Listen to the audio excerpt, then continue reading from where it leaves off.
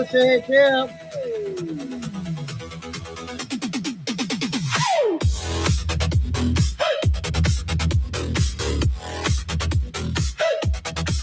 "1776, sparks in the sky, voices of freedom rising up high. From ink on a page to a world taking shape, a nation was born that nobody could break. From sea to shining sea, every heartbeat made a story of the brave in the land they paved. Happy birthday, USA, 250, and we're here to stay. Stars in the night, stripes in the day, light in the world in every way. Happy birthday, USA.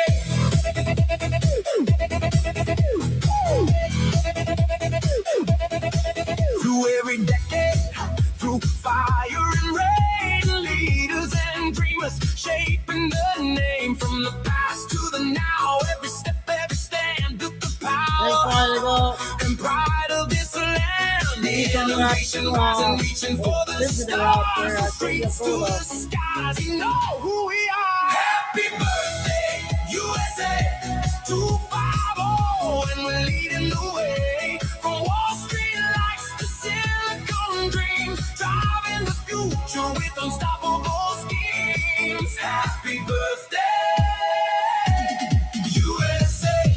All right.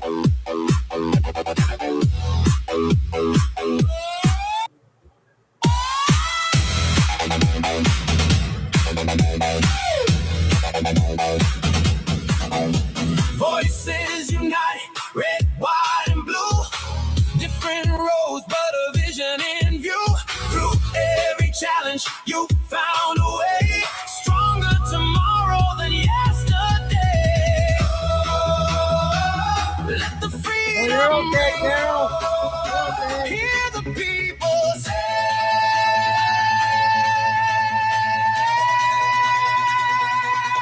Happy birthday, USA, 250. Let the whole world say. From every heart, from every place, still shining bright, still leading the race. Just make sure you go back and watch the show, Carol. We played Mel. Mel was really good. Happy birthday, USA.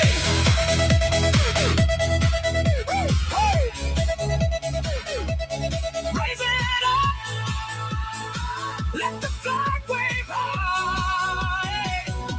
250, reaching the sky.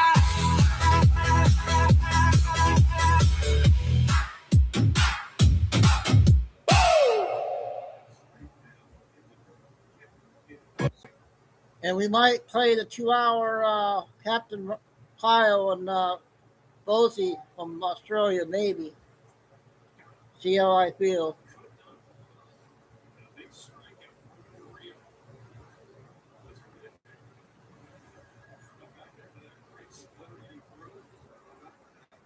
Five minutes. The love we leave behind will grow.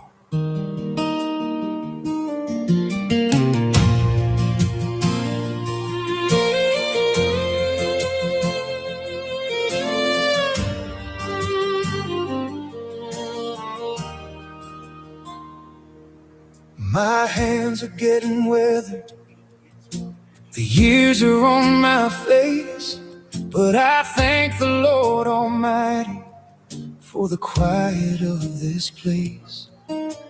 Watching from the porch as the children run and play, I close my eyes a moment and I softly start to pray.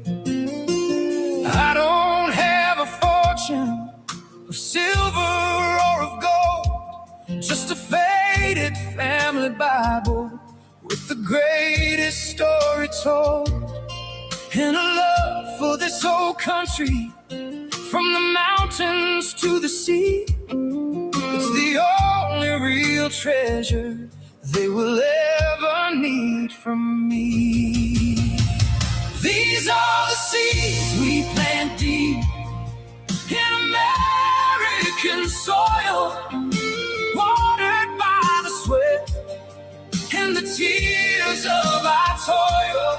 May they grow up strong, may their roots run deep. May the Lord up in heaven bless the harvest they reap. When my season is over and I'm called to the sky, may the faith that we planted never wither and die.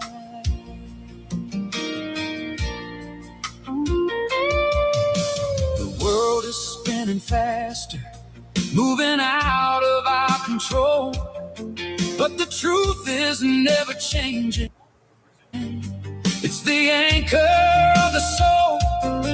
So I'll teach them how to stand up when the anthem starts to play, and I'll teach them how to kneel down at the ending of the day. I'll show them how to love and forgive their fellow man, and to trust the good Lord's timing, 'cause he holds the master plan. These are the seeds we plant deep in American soil, watered by the sweat and the tears of our toil. May they grow up strong, may their roots run deep. May the Lord up in heaven bless the harvest they reap. When my season is over and I'm called to the sky, may the faith that we planted never wither and die. All the days are getting shorter, but my spirit is at peace, 'cause the love of the Father is a song that won't cease. I'm passing you the torch. Hold it to the light. Keep your eyes looking upward through the darkest of the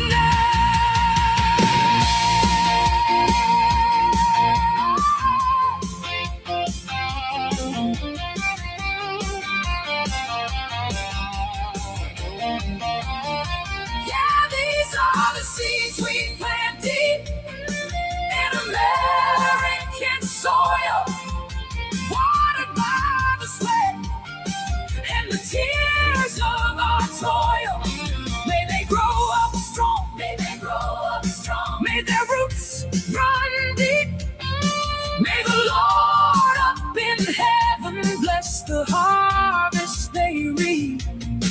When my season is over and I'm called to the sky, may the faith that we planted never wither and die.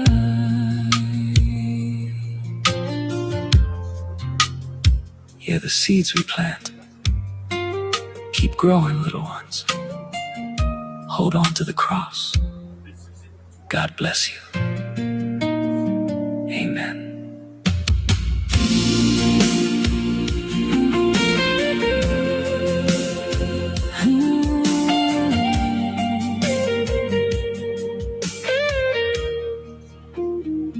Amen. Okay, one more, you guys. One more. One more.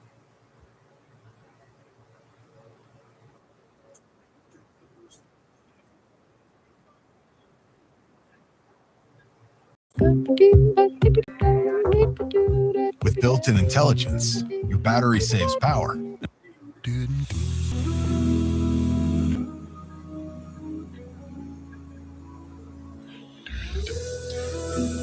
4 minutes. I gotta eat my popsicle. If tomorrow all the things were gone, I'd work for all my life, and I had to start again with just my children and my wife. thank my lucky stars to be living here today, where the flag still stands for freedom, and they can't take that away. And I'm proud to be an American, where at least I know I'm free. And I won't forget the men who died, who gave that right to me. And I gladly stand up next to you and defend her still today. 'Cause there ain't no doubt I love this land. God bless the USA. God bless the USA. I'm glad we get to play his music now.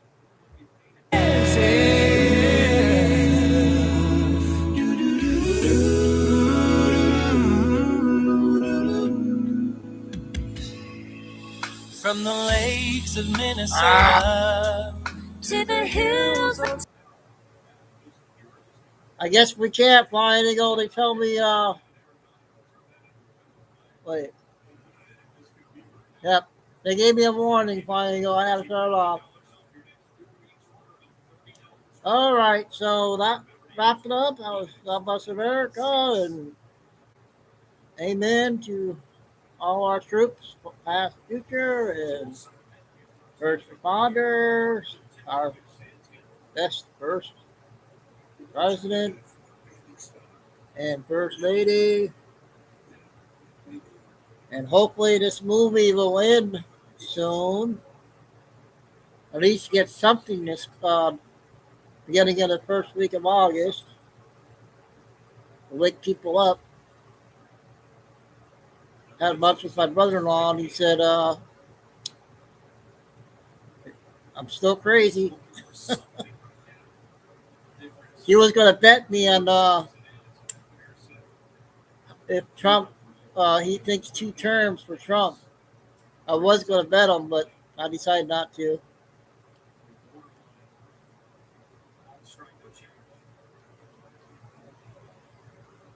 KK, you working tonight? So what I'm going to do I'll say the short ones for the last half hour. So I got 3 Benny videos plus his 26-minute one from the dinner, a clip that he had from the dinner last night. And I got 3 Trish videos. I got the 15-minute Wire channel. And they took the warning sign off finally. So I'm glad I stopped it.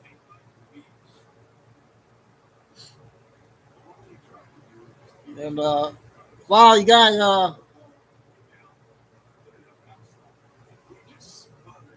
on the first show already. Where's everybody at?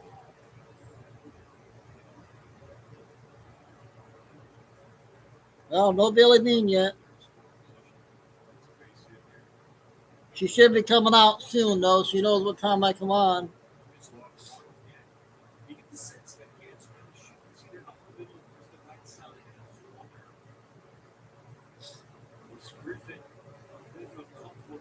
Wow, I'm already at 146 on views from the first show, you guys. That's pretty awesome. Only 4 hours. Hey, Mom, this is Mom. Have your notepad ready?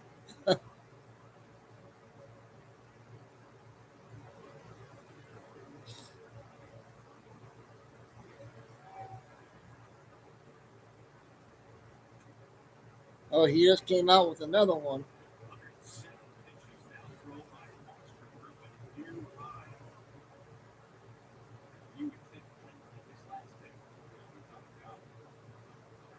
Yeah, I finally go out 2 days in a row on that. I had 3. I never had over 302 2 days in a row. I'm glad everybody's finding my channel again. I hope we get more. So yeah, we're gonna do the first 4. We'll get rid of all of Benny videos, and we'll work on Trish. and then in between short.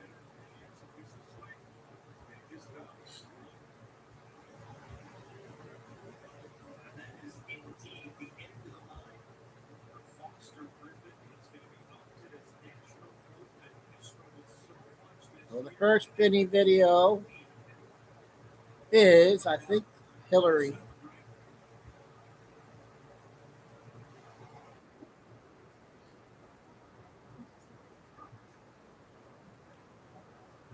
Ah, bastard.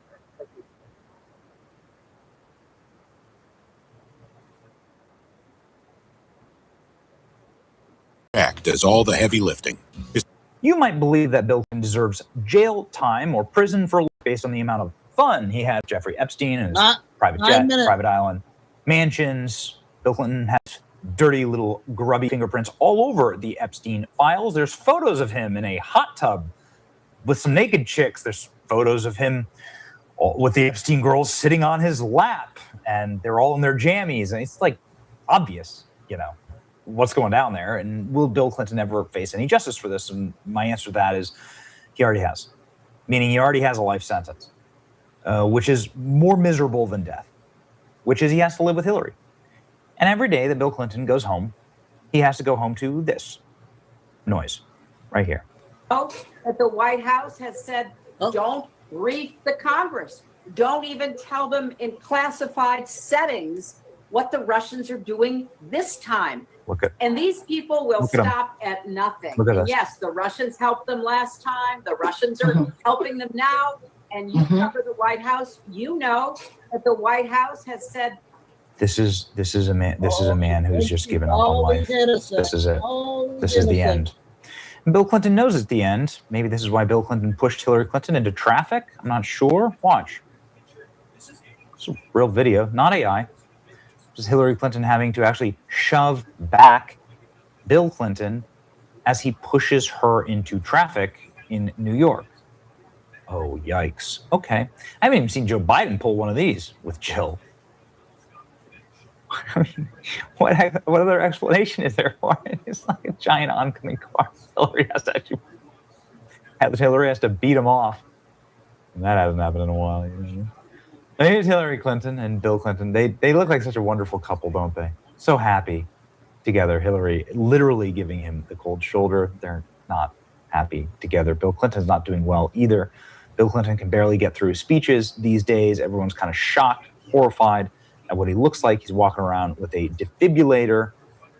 Bill Clinton having to carry a giant defibrillator with him.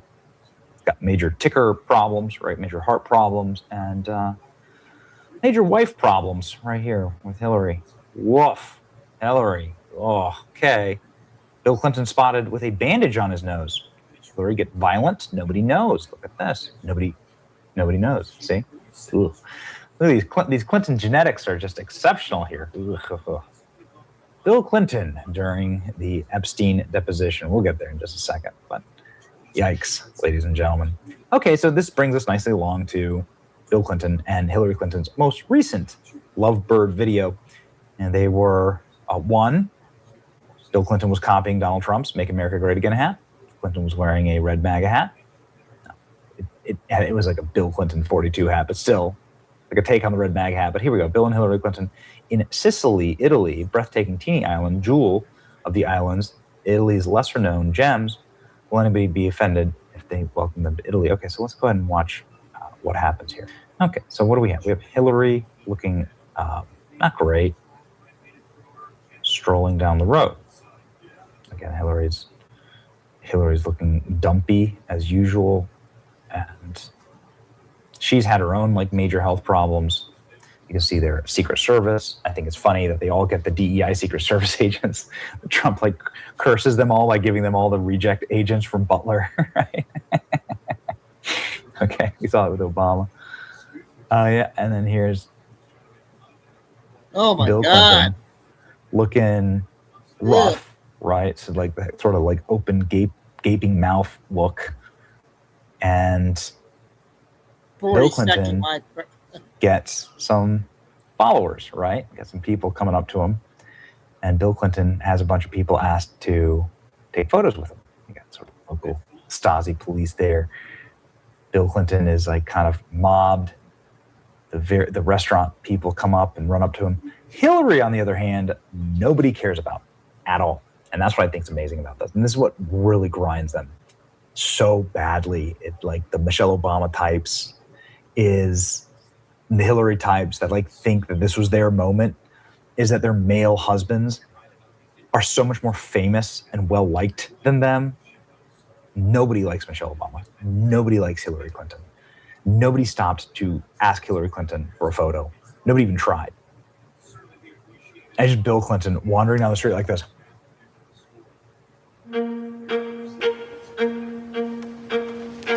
Before John D. Rockefeller. Getting just completely mobbed. Isn't it? Isn't this funny that Hillary missed the bus, right? Hillary Clinton also walking so far in front of her husband. She just hates him.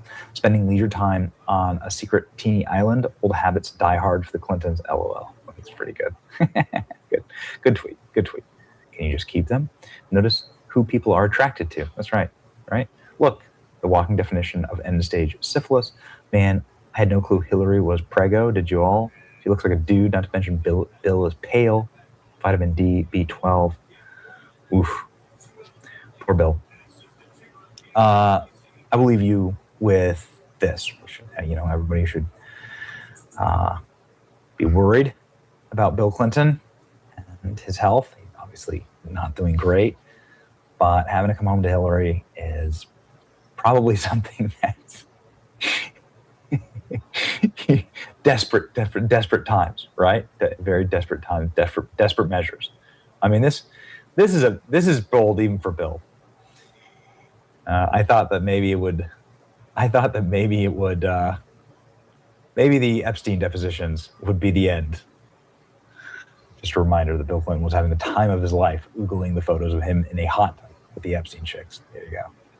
He wanted, when he knew I was coming, he said he wanted to help me with my AIDS initiative, and he invited me to stay there. And he said, I want you to stay at this hotel, and I hope you'll use the pool. So I did. And then I got out and went to bed, exhausted. Just for the record, there's another picture that also shows this as part of the larger pool area. Do you all have that so that he can refresh his recollection with respect to that? You should have it. It's quite enlightening. If you watch this, yes, it's noted. It'll yes. give you a different feel. Thank you. Okay. We don't have it with us right now. Okay. We do. Thanks. I just wanted to make sure he knew the And so were there other people in that pool or hot tub with you as well? I don't think there's anybody in the hot tub. I didn't forgotten that there was anybody in the hot tub, but it was big, but it was about. Well, He's asking in the pool it appears area. this photo, there's a girl over here, or there's someone. Yeah, I don't know who that is. But he's also asking in the pool area were there other Yes, individuals? I don't know who that is. Okay, so you don't know? No, and then there were other people in the pool. Yeah, so do you remember were they under 18? Would you No. know? No. Were they part of your traveling party, he's asking you? Yes, they were, I think. I think everybody there was part of our party. It was late at night or late-ish. And I also believe that there was a Secret Service agent there at the other end of the pool. Okay, and was this in public?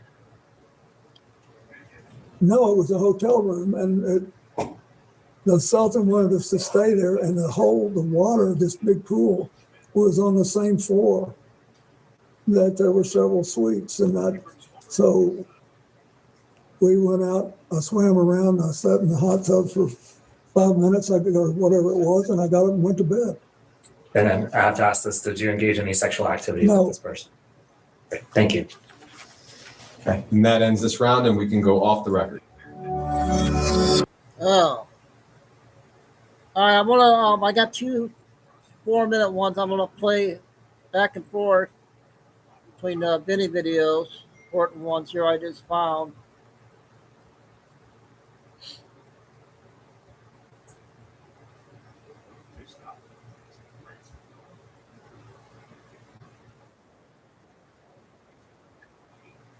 I think this is an important one. This one and then the next one. There are moments in life when the deepest wounds don't come from strangers, but from the people who share your blood. It's a strange kind of pain, one you try to ignore, justify, or pray your way out of. Because admitting it feels like betraying the very people who were supposed to protect you. You keep hoping they'll change. You keep telling yourself they didn't mean it. You keep swallowing the hurt because the word family carries a weight you don't want to confront. But God sees the things you refuse to say out loud. He sees the quiet disrespect, the subtle jealousy, the manipulation wrapped in good intentions. And when the people closest to you secretly don't love you, God does not stay silent. What you are experiencing is not random. It is not your imagination. And it is not your fault. There is a pattern in Scripture where God steps into a person's life and removes those who pretend to be for them, but are actually against them. God exposes hearts long before he exposes actions. Sometimes he does it gently, other times he does it painfully. But every time he does it for your protection, your purpose, and your calling. There is a truth many believers struggle to accept. God will separate you from certain family members not because he wants to create division, but because he refuses to let hidden hatred destroy what he placed inside you. When the wrong people have access to your heart, your peace, your focus, and your future, God intervenes. He will disturb your comfort to secure your destiny. He will shut doors you were afraid to close. He will pull you away from relationships you kept trying to fix. And he will do it out of love. This message is for the person who feels guilty for walking away, confused by the sudden distance, or heartbroken by the truth God revealed. You are not losing family. What do you think, Lucy? You are being protected. God is not removing love. He is removing the imitation of it, so you can finally experience the real thing. God has seen the conversations that happen behind your back.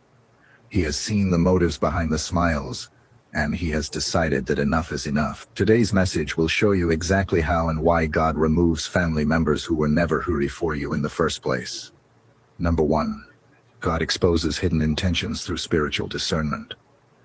There comes a point in your walk with God when he refuses to let you be blind any longer. You can ignore the signs, you can silence your instincts, you can keep giving the benefit of the doubt, but the Holy Spirit will begin pulling on your spirit in ways you cannot shake. God exposes hidden intentions because he knows what you don't know and sees what you can't see. Family can hide jealousy behind jokes, manipulation behind advice, and resentment behind silence. But God is not fooled by any of it. He knows every thought, he hears every whisper, he sees every motive that never reaches your ears. Spiritual discernment does not arrive with a loud announcement. It often begins quietly. You start noticing comments that feel just a little too sharp. You sense tension that wasn't there before. You feel drained after spending time with certain people, even though they claim to love you. You begin to recognize patterns you once excused, because they were family. But now God is highlighting those behaviors like a spotlight exposing darkness. That is the Holy Spirit revealing the truth. The Bible shows repeatedly that God reveals the hearts of people before he allows them to stay in your life. David had brothers who despised him long before he ever faced Goliath. Joseph had brothers who hated him before he ever had a dream. Jesus himself had relatives who did not believe in him. God never allows his chosen ones to remain in the dark about the intentions of those close to them. When God begins exposing hearts, it is rarely comfortable. You might feel guilty for noticing what God is showing you. You might doubt yourself and think you're overreacting. But discernment is not suspicion. It is spiritual protection. It is God whispering, "Pay attention." Their words say they love you, but their heart does not. This exposure is the very first step in God's process of removing those who secretly do not love you. Before he distances you, he reveals why. Before he separates you, he shows you the truth. And before he protects your destiny, he reveals the danger standing next to you. There is nothing accidental about this. Spiritual discernment is God's way of saving you long before the damage is done. Number 2, God allows conflict to reveal what love cannot hide. When someone secretly does not love you, they cannot hide it forever. And instead of letting you live in confusion, God often allows conflict, not to hurt you, but to reveal what true love could never conceal. Conflict is not always an attack from the enemy. Sometimes it's a tool used by God to expose the heart of a person who has been pretending. The arguments that suddenly appear, the disrespect that comes out of nowhere, the tension that erupts over small things. These are not coincidences, they are revelations. People who genuinely love you may disagree with you, but the disagreement never destroys the relationship. It doesn't toins the atmosphere. It doesn't turn into hostility. But when someone's love was never real to begin with, conflict becomes the doorway through which their true nature steps out into the open. God allows this because he knows that without exposure, you would stay connected to someone who disguises their bitterness as care, their control as concern, and their envy as advice. The Bible gives many examples of this pattern. How's this one, When Saul's heart turned against David, it didn't start with violence. It started with irritation, jealousy, and small expressions of resentment. When Joseph's brothers secretly hated him, conflict wasn't created by Joseph. God allowed it to surface so the truth would be unmistakable. With Jesus, it was his own people who grew up. Okay, I got another 4 after we do the second bidding.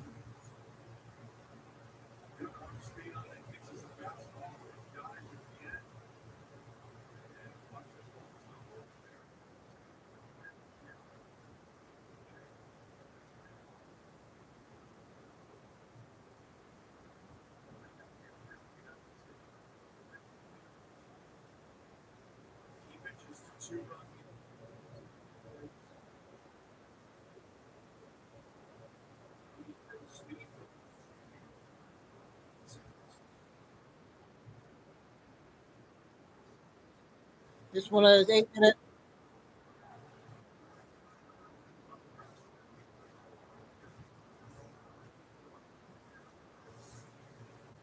With you about what the hell is going on here, because Dylan Mulvaney has had many careers in the single most successful beer salesman in history right here. And what I mean by that is for Modelo, that now has the King of Beers title because Dylan Mulvaney sold so many beers for the competitors of Bud Light. Dylan Mulvaney has a career as a pronouns are USA.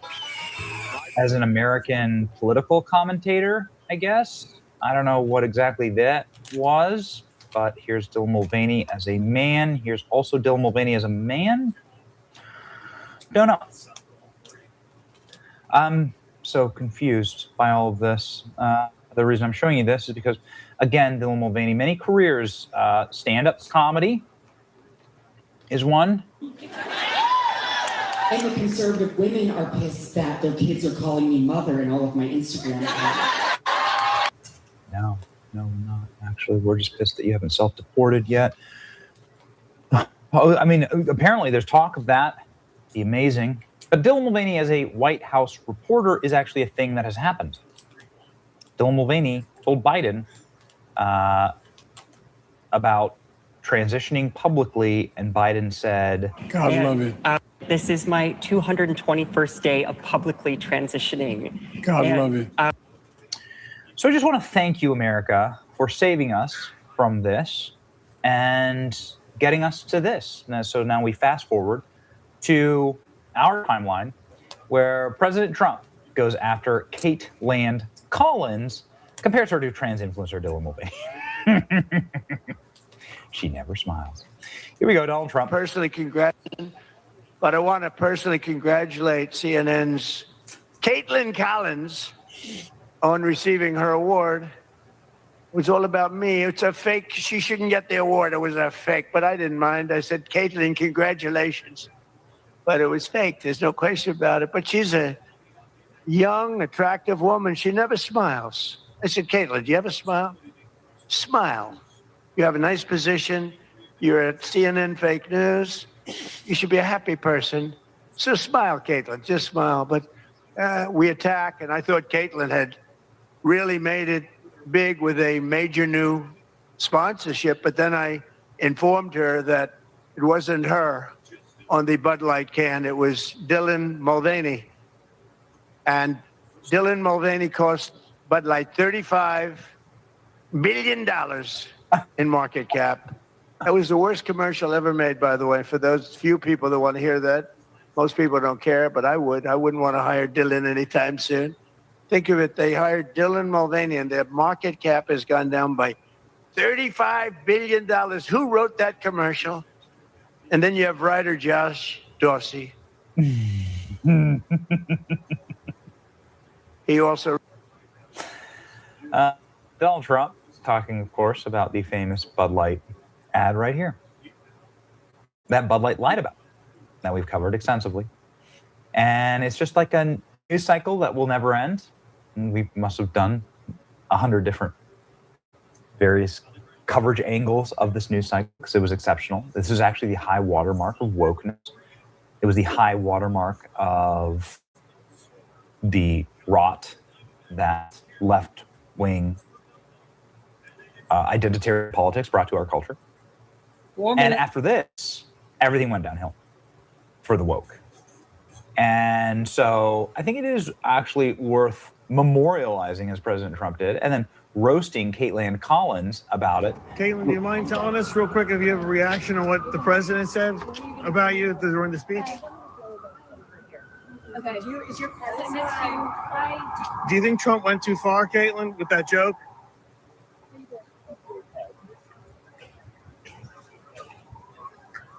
She never smiles. She doesn't actually smile. Okay. President Trump clowning Caitlin Collins. Caitlin Collins was on a Bud Light can. Michigan needs conservative leaders who will fight for us. Andrew Beeler will do exactly that. He will support farmers, fight to lower costs, and stand firm to protect the Second Amendment. Vote Andrew Beeler for State Senate. You need to feed your cat eggs. Here's why. Eggs or tuna? Eggs. Tuna has too much mercury. Eggs, on the other hand, are full of nutrients. Milk or pumpkin? Pumpkin. It's great. I can see. I can. Oh, no. Oh.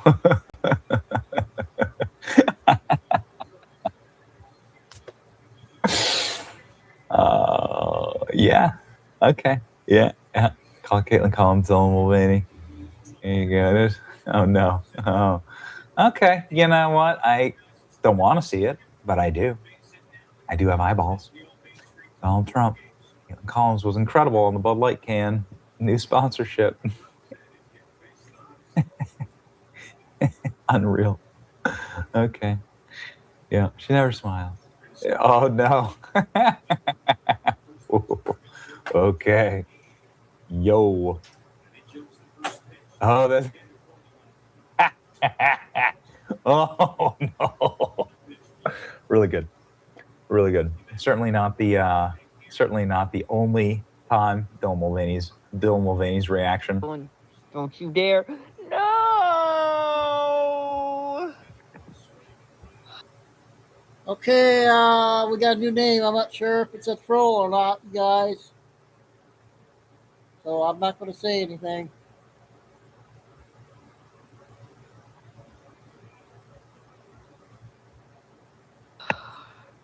Feel a little better. Today wasn't supposed to be a crying day. Why do I always feel like crying? Is this Dylan Mulvaney or is this Caitlin Collins' reaction? I don't know, actually. Okay, thank you. Welcome, the Red Reel. We do daily intel and a bunch of other daily news and stuff. And all I ask is be respectful, and you'll be fine. And I hope you like my channel. I've been at it for 6 years, over 1 million views. I have like 10 other channels, and I go on different times every day. And I'd like to ask what states you're from. I'm from Michigan. So welcome. Actually, I can't tell the two. Now it's destroyed forever. Now the lines have been blurred forever. People said that Caitlin Collins used to look like Scott Pressler. Nope, I think the Dylan Mulvaney comparison is much better.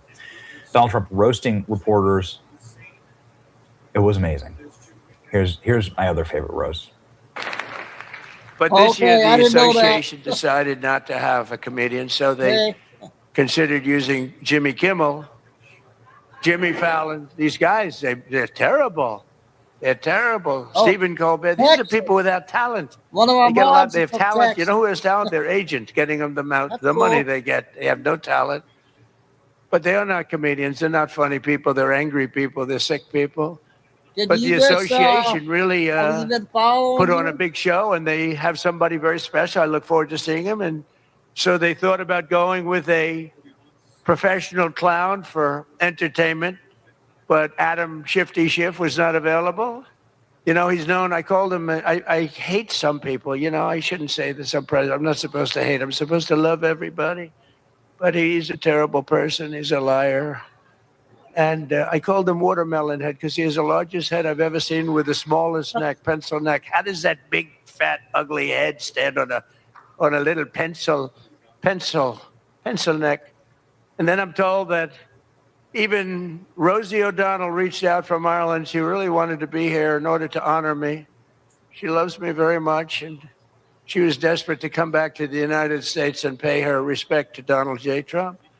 But that didn't work out, unfortunately, because nobody wanted her to come back. But she's one of the greatest sufferers of Trump derangement syndrome. She's a sick young woman, sick older woman, I guess now I have to say. So instead, we're honored to have. Second Vinny, now the other 4-minute one.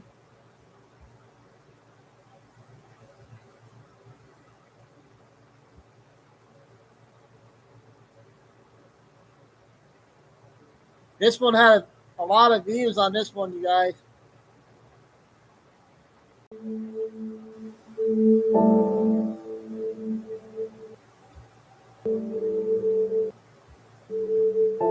My child, you may not know me, but I know everything about you. I know when you sit down and when you rise up.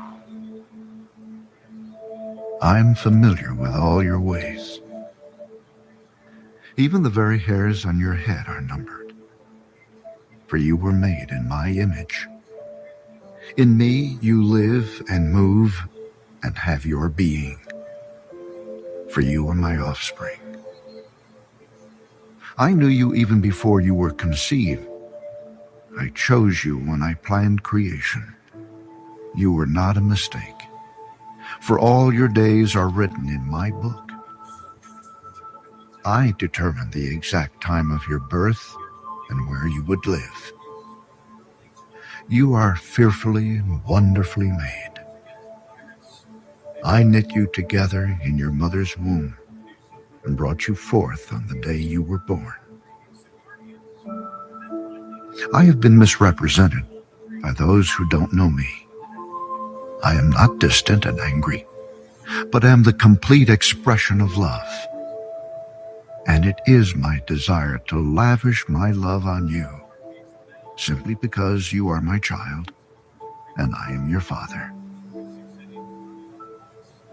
I offer you more than your earthly father ever could, for I am the perfect father.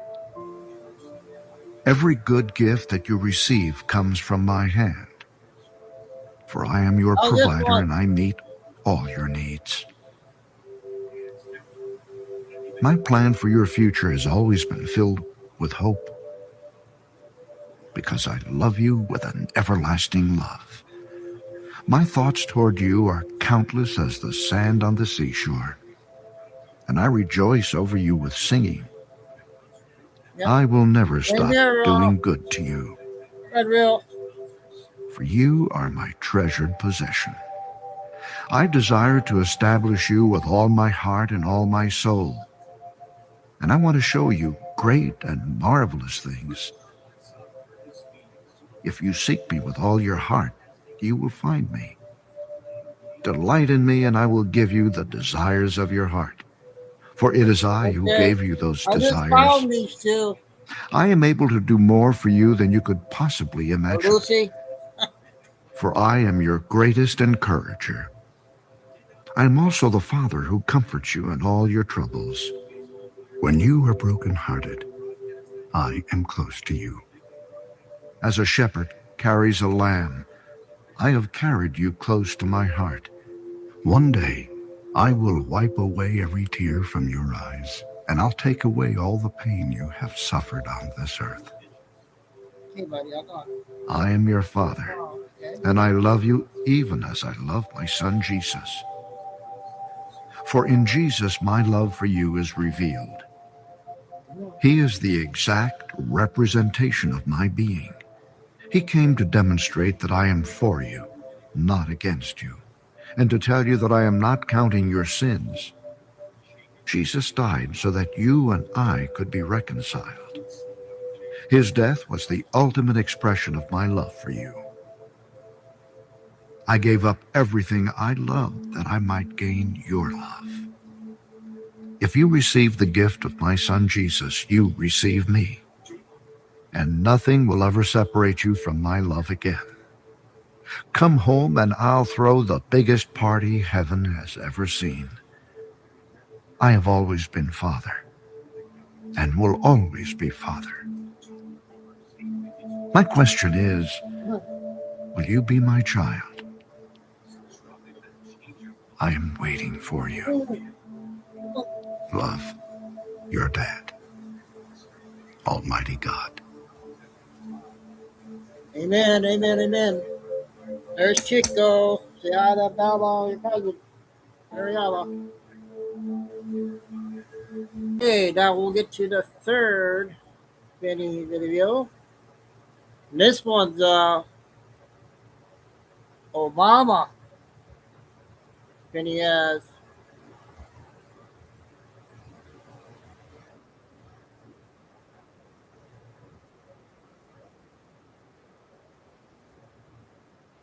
hard. It was Barack Obama who forced DEI hiring on the country, all of this BLM moment and intersectionality and diversity, equity, inclusion was created by Barack Obama and his ilk. And he says you should hire people based on skin color, and his presidential library proves actually you shouldn't hire people based on skin color. Obama Center subcontractor files $40 million discrimination lawsuit against engineering firm for overruns. Obama hired only black construction businesses, and that didn't go great. Obama's library was late, behind schedule, over budget, and mired in lawsuits, including people suing Barack Obama for being racist because he fired them. And now some of those businesses are going out of business. Obama Presidential Center subcontractor shuts down, lays off 25 after claiming it's owed $4 million. Weeks after Obama Presidential Center star-studded opening, which was cringe as hell, I'll get to that in a second, a subcontractor who previously claimed the company was stiffing him for nearly $4 million shut down operation and laid off 25 union workers. So it's like the Obama economy, all right back at you. Yes, a reminder.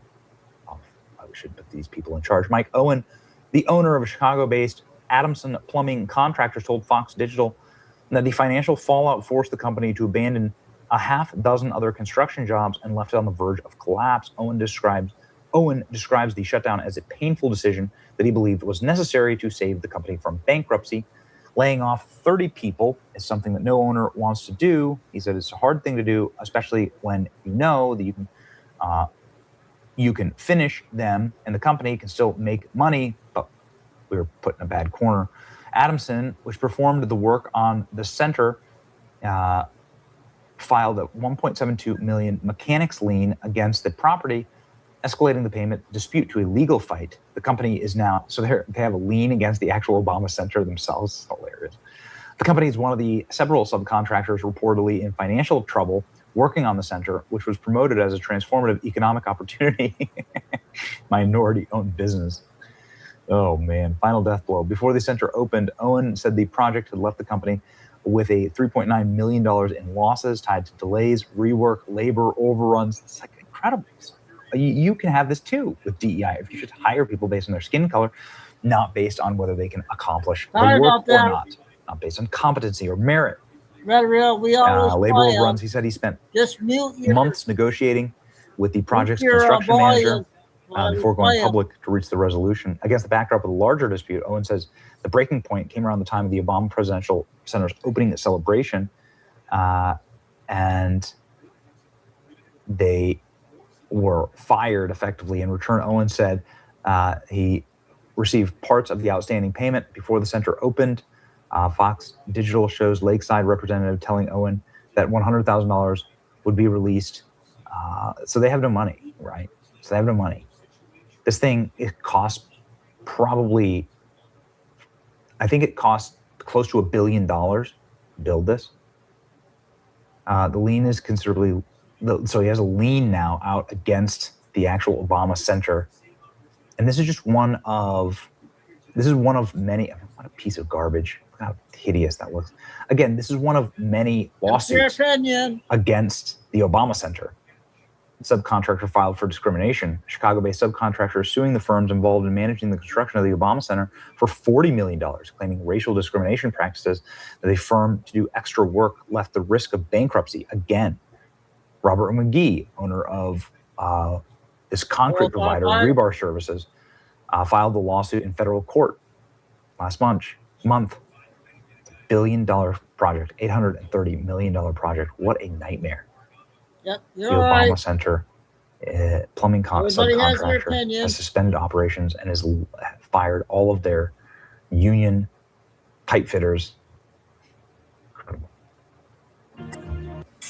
Close to 30 forward until we could get back on solid financial ground.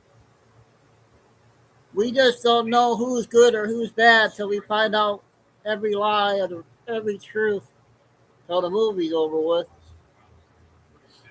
It was not an easy decision to make. Laying off close to 30 people is something that no owner in our industry wants to do. Thankfully, everybody, including the apprentices, were able to catch on with other companies. We actually had about a half a dozen other projects that I had to make the decision and walk away from. What scumbags. Something darkly hilarious about Obama making such a big deal about using small minority-owned union subcontractors to build the Obama Center and now stiffing them with the bill so that only small minority-owned union contractors are out of business. Millions owed some minority-owned local subcontractors say they're owed millions of dollars. You don't need 10 different creative subscriptions. You just need Ace. It has a massive AI. Since it's celebrating Juneteenth, if our black contractors are not getting their money. So now they're out savaging the Obamas. Not only they're going to be at financial risk, they are going to not be able to work on other major projects. This thing is such a nightmare. Nobody there wants this like hideous building. It is not helping anyone. It is not doing anything other than a giant vanity project for the Obamas themselves. Imagine leasing 19 acres of public parkland for $10, promising $470 million taxpayer safety net, ends up 98% empty, walking away, subcontractors getting stiffed, and everybody losing their job. This presidential center is an absolute mess. It's just like the Obama presidency.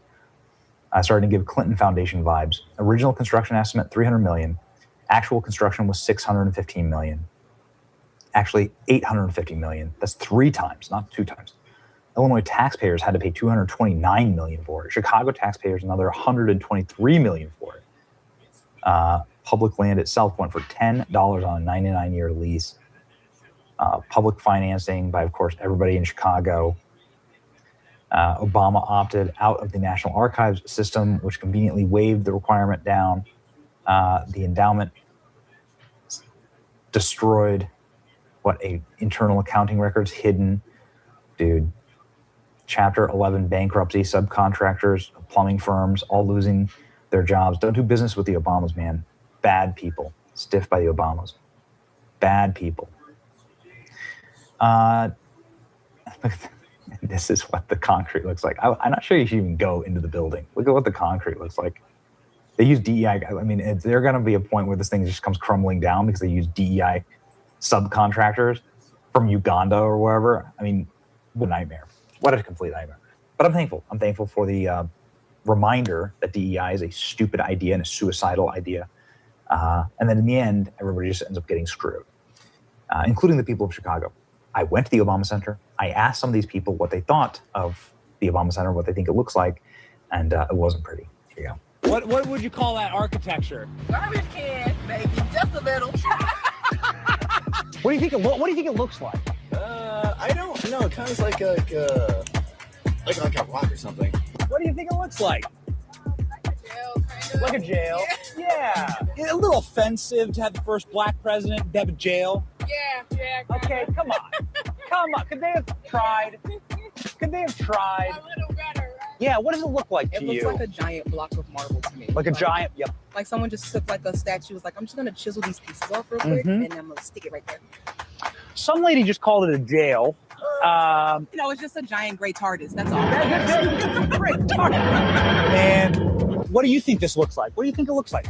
Like a mountain. Like a mountain? What do you think it looks like? Like a house. Looks like an ATC tower. An ATC tower? What does it look like to you? That's like a big mausoleum. A big mausoleum? Yeah. This is great. There's plenty of streets in Chicago we route to, so just take it in and suck it up. Take it in and suck it up. Yes. That's right. That's what Barack said to Michelle. I know. We had what Michelle said to Barack. I'm gonna give every single American $1 million. And then we gonna have a big ass party with all us millionaires. What do you think of Obama's presidential library? Look at that thing. I think it should be dedicated now. I believe that it should be dedicated to all the presidents of the United States. But it wasn't like it was a great president. And it's basically ruined all the traffic down this way for 2 years. What's your message to Barack Obama? I wish he would have set a better example.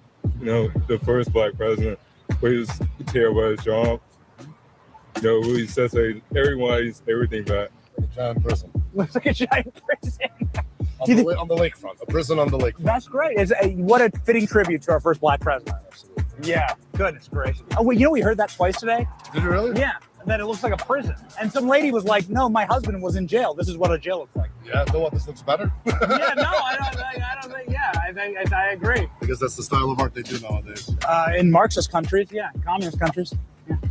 I'm from the Soviet Union, so I should know. Are you really? Yeah, I am. This is brutalist architecture. Yeah, it is, 100%. 100%. It's simplistic and brutal. So you're from the Soviet Union? Yeah, that's the whole reason why we left, is to get away from stuff like that. That's crazy.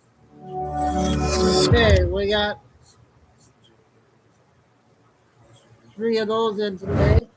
I got a 4-minute one before I do the first 15 on Trisha has just came out with an update with AOC.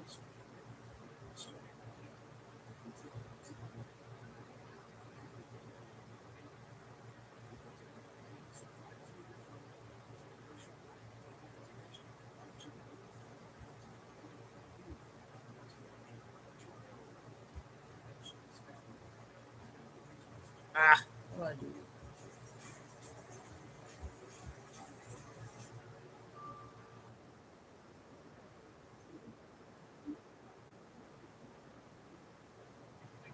Injuries and bills don't stop at 5 o'clock, and neither should your lawyer. We fight for our clients long. First of all, this liar again. This is not about Mr. Chair, get your member words be taken down. Call me a liar again. Listen, you cannot pay me to support the Democrat Party. God channel bless on this Congresswoman guy. Miller for Good. standing up for common sense. I now recognize Mrs. Miller for 5 minutes to explain the amendment in the nature of a substitute.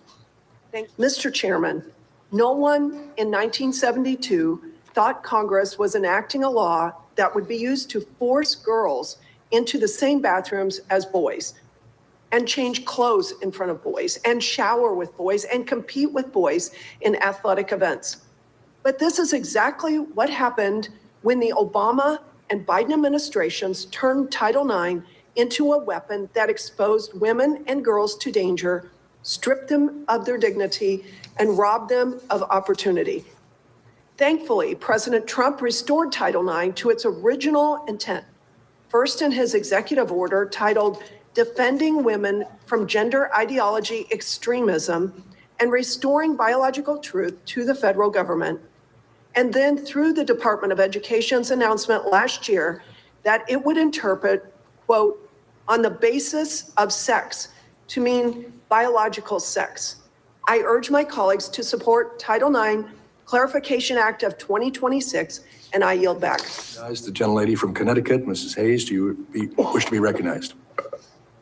Thank you, Mr. Chair. I move to strike the last word. This is really exhausting that we continue to revisit this on this committee. The representative from Illinois is hyper-focused on this topic and brings it up a lot. I'd like to ask the gentlelady from Illinois, because she presented this as a clarifying amendment. My question is, what do you propose we do with these students? This legislation, no court decision, is going to stop a young person from being gay or the feelings that they have. Are you proposing that educators, that programs, that federal funding, that legislation just erases these young people and say that we don't have an obligation to keep them safe as well? I'll yield if the gentlelady would like to respond. First of all, we should be honest with our children and tell them the truth. This is not about gay. This is about trans men going into girls' safe spaces and on their athletic teams. And it has definitely diminished our girls' opportunities, equal opportunities in athletics. They are not getting equal opportunities when they are participating against a man who we all know can have way more bone mass, muscle mass, and it's 100% not fair.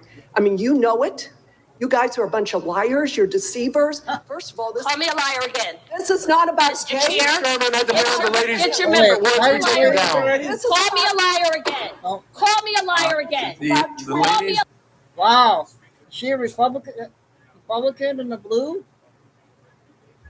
liar again. You say the truth. Call me a liar This again. bill is about Gentleladies will suspend. men, girls' spaces, and on girls' Representative Miller, athletic teams. They are you will not suspend. safe.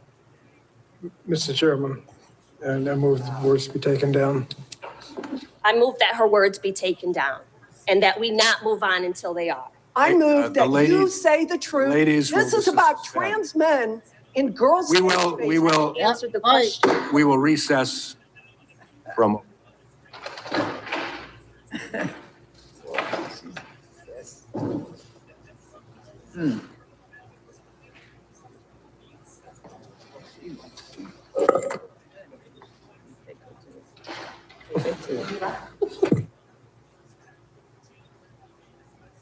If you've got a military, first responder, or law enforcement background, Oh, the wild brawl there. See what I got next here. Oh, yeah, the 15-minute one that just came out with Trish.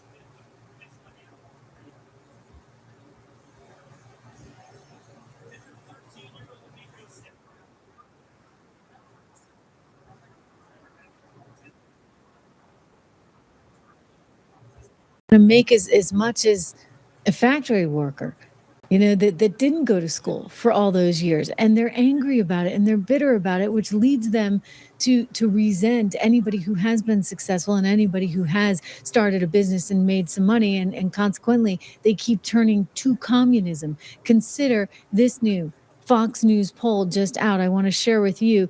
Look at who is topping the list. Look at that. One AOC. So she's part of this movement. Don't forget, the Democrat Socialists of America, they love her. They love her, love her, love her. And then she's got 22% right now in July of 26, according to this. Forgive me, it's not actually Fox. This is a UNH Granite State poll, UNH, University of New Hampshire.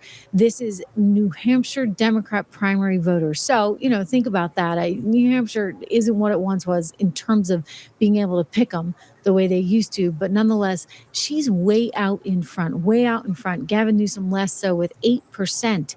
I mean, he's really tanked. Look at where he was in February of 26, October of 25. He was sitting up there around 15%, kind of tied with her. Pete Buttigieg, he's doing okay there, 21%. Mark Kelly down to 9%, Gavin Newsom at 8%, Bernie Sanders at 6%, and Kamala Harris. Oh, well, she's never done well. She's never done well in New Hampshire. In fact, I think she came in last, all right, the first time around.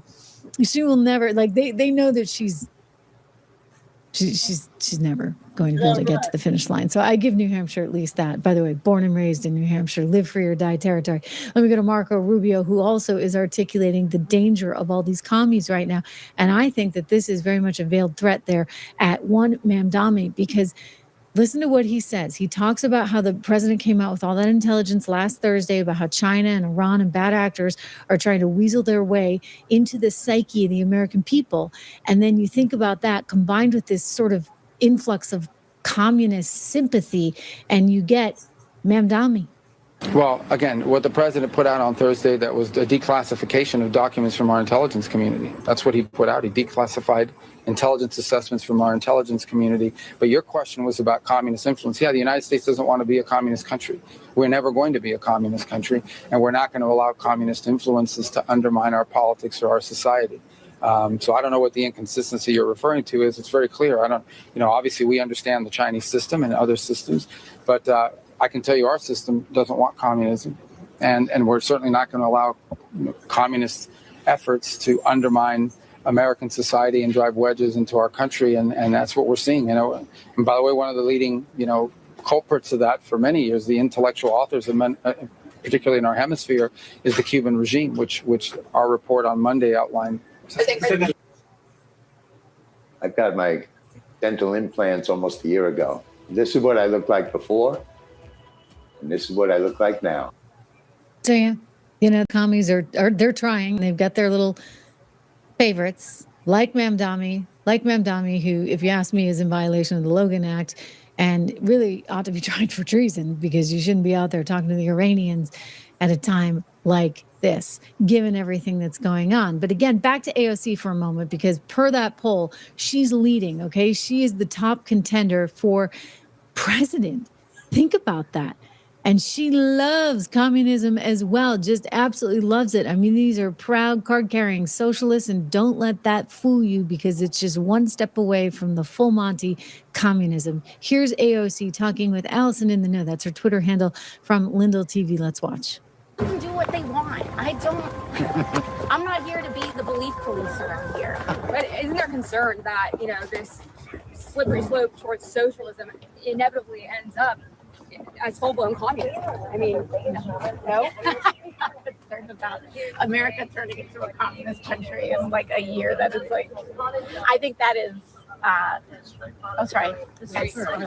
think that's, I think it's very silly. You just think about how impossible it has been to raise the minimum wage in America in 10, 15, 20 years. We can't even raise the minimum wage. Do Republicans really think that this stuff is going to happen? No, they don't. They're trying to scare people because they don't want us talking about the fact that we all have a right to health care in this country. So they want to call it communist, and they want to call everything they don't like communist, because if people actually wake up to the fact that their elected officials are screwing them over when they get here, then they're going to realize that they deserve better, and that healthcare as a right isn't crazy. It isn't pie in the sky. They want to call this stuff communist because they don't want us to realize that the rest of the developed world has guaranteed healthcare in this country. So they want to call it communist because they don't want you to know that Germany, Italy, the UK, Canada, everybody else has it better than us, and we spend the most amount of money for the worst care in the modern developed world. But Democrats will say the moment they regain power, they will pack this. Sorry, guys. Y'all safe here. Oh, what's your name? Brandon. Brandon, it's so nice to meet you. You see a title on there, a headline about that software company. We talked about that yesterday. I encourage you to go and listen to part of yesterday's show. If you missed that, 6,600 non-citizens getting registered to vote in New Jersey, 400 of whom did actually vote. And you think about the influx of all these people into the country. You think about the change in position, right, of the Democrats since Hillary of yesteryear, or Barack Obama back when he was first running and talking about the importance of shutting down the border and securing the border because we can't be allowing all of these people to come in. And then you realize, along with this communism stuff, they're actually trying, in my estimation, that's what that was about. They were trying to rig elections because they want to actually encourage more people to various states so that they get more representation in some of their bluest states. From a census standpoint, that would be more representation in Congress. And then you have the reality that, look, that's historic. We've never had 400 non-citizens vote in an election before. That's a pretty big deal.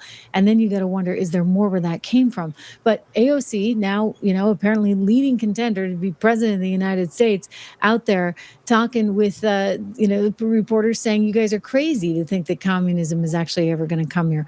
I think we're not that crazy to think about that. I really, I think that it's entirely possible that could come about if we're not really careful, if we don't guard our freedom. You heard my friend Kent Strang talking about this yesterday, about how you've got to actually protect what you have. And in this case, it's this wonderful freedom, and that's got to get protected.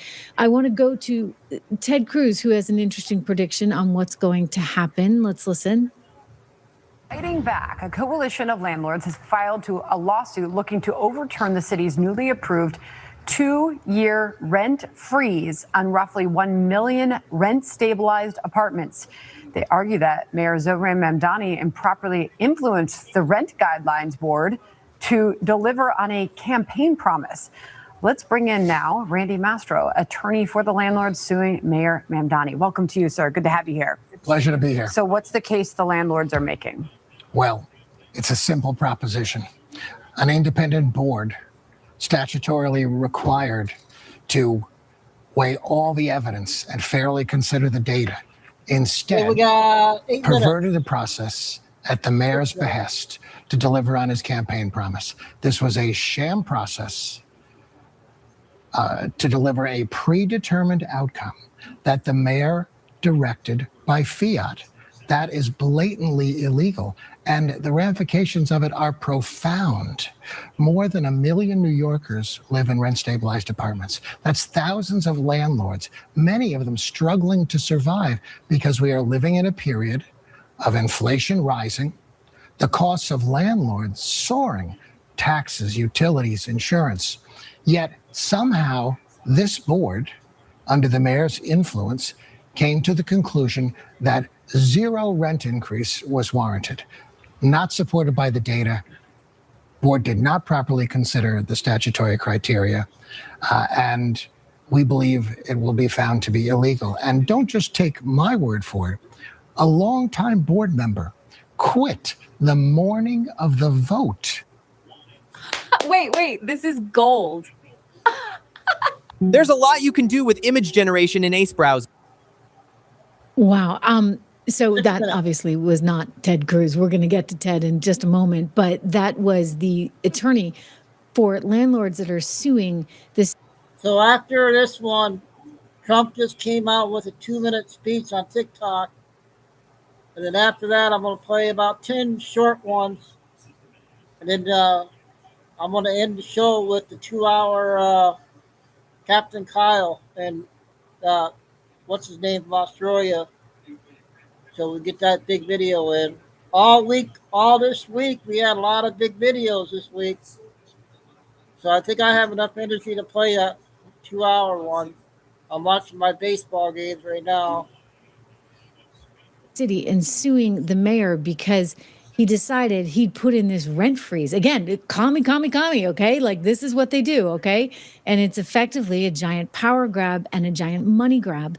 And I don't know if you can actually do that, because legally speaking, if you own the property and you agree to rent it out to someone, then that's a transaction between the landlord and the person that's renting. So, a rent freeze on stabilized units, I know historically it has been allowed in New York City, but now you're talking about it getting challenged in ways that I think is really important right now. Really, really important. And, you just have to deal with the reality that if you continue down this path, guys, if you continue down this path and you try and set everything in stone, we're going to fix prices here, we're going to have free buses, and we're going to have free grocery stores and free this and free that, you're not going to be left with anything. You really aren't. I mean, who the heck would build a new apartment building in New York City right now if they're going to go out there and freeze rents. I mean, nobody would. And so this is just the reality of economics, of which he clearly does not understand. But the concerning thing, right, is how all of these people are gaining traction. That you've got AOC, for example, gaining ground. And it's not just going to be AOC. Zohran Mamdani, according to Ted Cruz, is going on to bigger and better things as well. Listen. I think she'll run for president. I don't think she will run for Senate, but I'm going to make a prediction for you, Sean. My prediction is Comrade Mamdani will be the next Democrat senator from New York, that Mamdani will replace Schumer. I think Mamdani is the single most powerful Democrat in the country. And I got to say, by the way, there are some Republicans that are celebrating. This is great. Our opponents are crazy. That's going to help us. I want to say for the record, I'm not celebrating. I think this is bad for the country. I think this is unhealthy. I want to see two normal parties that are not filled with crazy people who can actually do something reasonable and who actually love the country. Okay, if a Democrat likes some higher taxes and higher regulations, I don't like that. But could we start with the premise that you love America? You know, he's right. He really is. I mean, that's the danger part of this equation. And although some people want to poo-poo it and AOC says, oh, there's no way that we could become communists, I'm just going to remind you what they're pushing for: to get rid of the Senate, to actually stack the court. By the way, it's not just the Democrat Socialists of America that have pushed for stacking the court. You've got Chuck Schumer that's actually called for this kind of thing as well. I mean, you've got a real sort of crazy town taking over. And I look at the most recent example in modern history, and that would be Venezuela, because I've told you before, back in the year 2000, 1999, I had just started my job at Goldman Sachs, and I was trading Venezuelan debt, sovereign debt. And that was right around the time that Hugo Chavez had come into power. And we're like, how bad is this going to get? I mean, I don't think we definitely did not think that it was going to get as bad as it got, because Venezuela went from being the highest standard of living in all Latin America to complete utter poverty within the span of 20 years. All right, so that it can happen, guys. Like, I don't mean to be overly alarmist, but for anybody to kind of laugh it off and say that's not going to happen, Mamdani, whatever, he got elected in New York City. Okay, he got elected. You've got his backup singers, his band, they're all getting elected, replacing longtime. Look at Goldman, right? He's out. There is a Democrat representative in New York, and he's been replaced by somebody who thinks it's America's problem that we had 9/11, that it was America's fault. And you've got all of these people that are going on Hassan Piker's podcast, Hassan Piker, who has a picture of the Twin Towers blowing up, on fire the day after September 12th. He's got that framed behind him. I mean, these are really sick, twisted individuals. And the idea that now they're infiltrating New York politics, they have infiltrated. I think that's the best word to use for this right now. And so think about all the foreign actors and the foreign money that's being placed on bots, right, to try and get this information out there to the young people and to kind of get them all ginned up and excited about it. It is an orchestrated campaign. And you have these people like Mamdani that have a certain vetted interest. They want to do, I think, us a lot of harm. And I don't know how you can contest that, because you can't look me straight in the eye and tell me that communism is ever going to be a good thing for America. It's not. It's absolutely not. You know what is good? Free markets. And speaking of free markets, go check out my company, 76 Research, when you can. 8 to 10 stocks in each one of those portfolios. You see the top 3. Well, we only have 3, but they're all doing well, which is great. Those are our model portfolios. You see the top performers in those model portfolios there on the graphic. Go to 76research.com. Get the 76 report. It's just $1 a month for the first 2 months. Goes to $9.95 thereafter. Go check that out there today, please. I'm going to continue to be with you here, even though traveling all week. But I just, the news never stops, shall we say. It never stops. I'll see you back here live on the show. Okay, I think we'll probably just play one tonight with Chris. That's a big one there, 15 minutes. So I got the 2-minute one, and then Kay just sent me a big weather report. I'll play after the 2-minute Trump speech. Yeah, by 7:30, At 7:30, I'll stop, and then that will give us 2 hours for Captain Kyle. That'll be 9:30.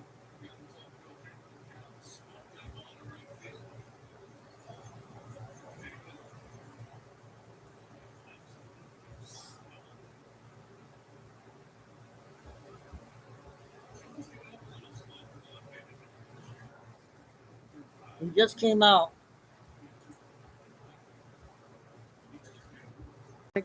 Blood and treasure, chasing monsters and phantoms overseas.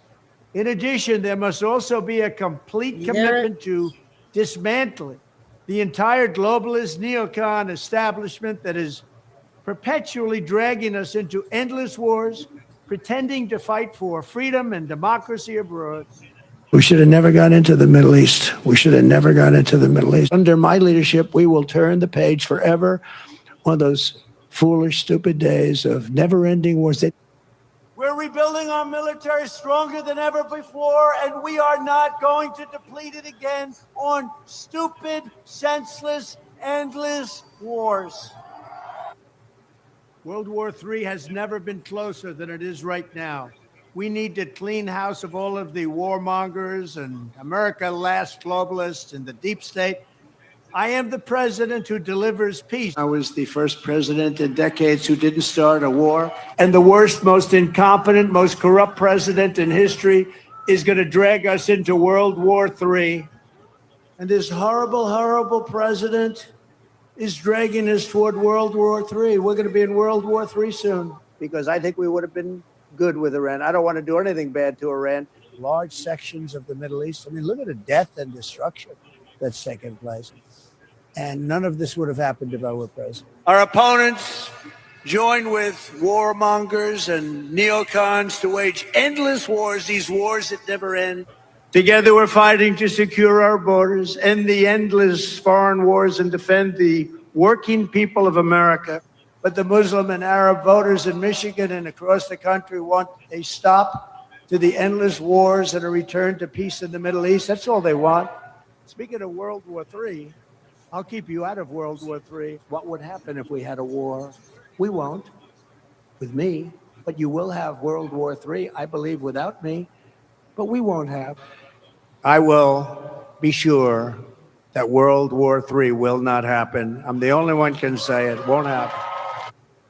But I stand here today, and I'm the only candidate who can make this promise. I will prevent, and very easily, World War III, very easily. These globalists want to. Okay, you just came out with that.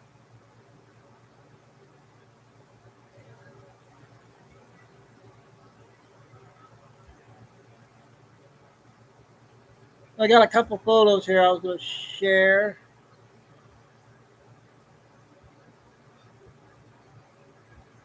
I don't know if we showed this yesterday or not.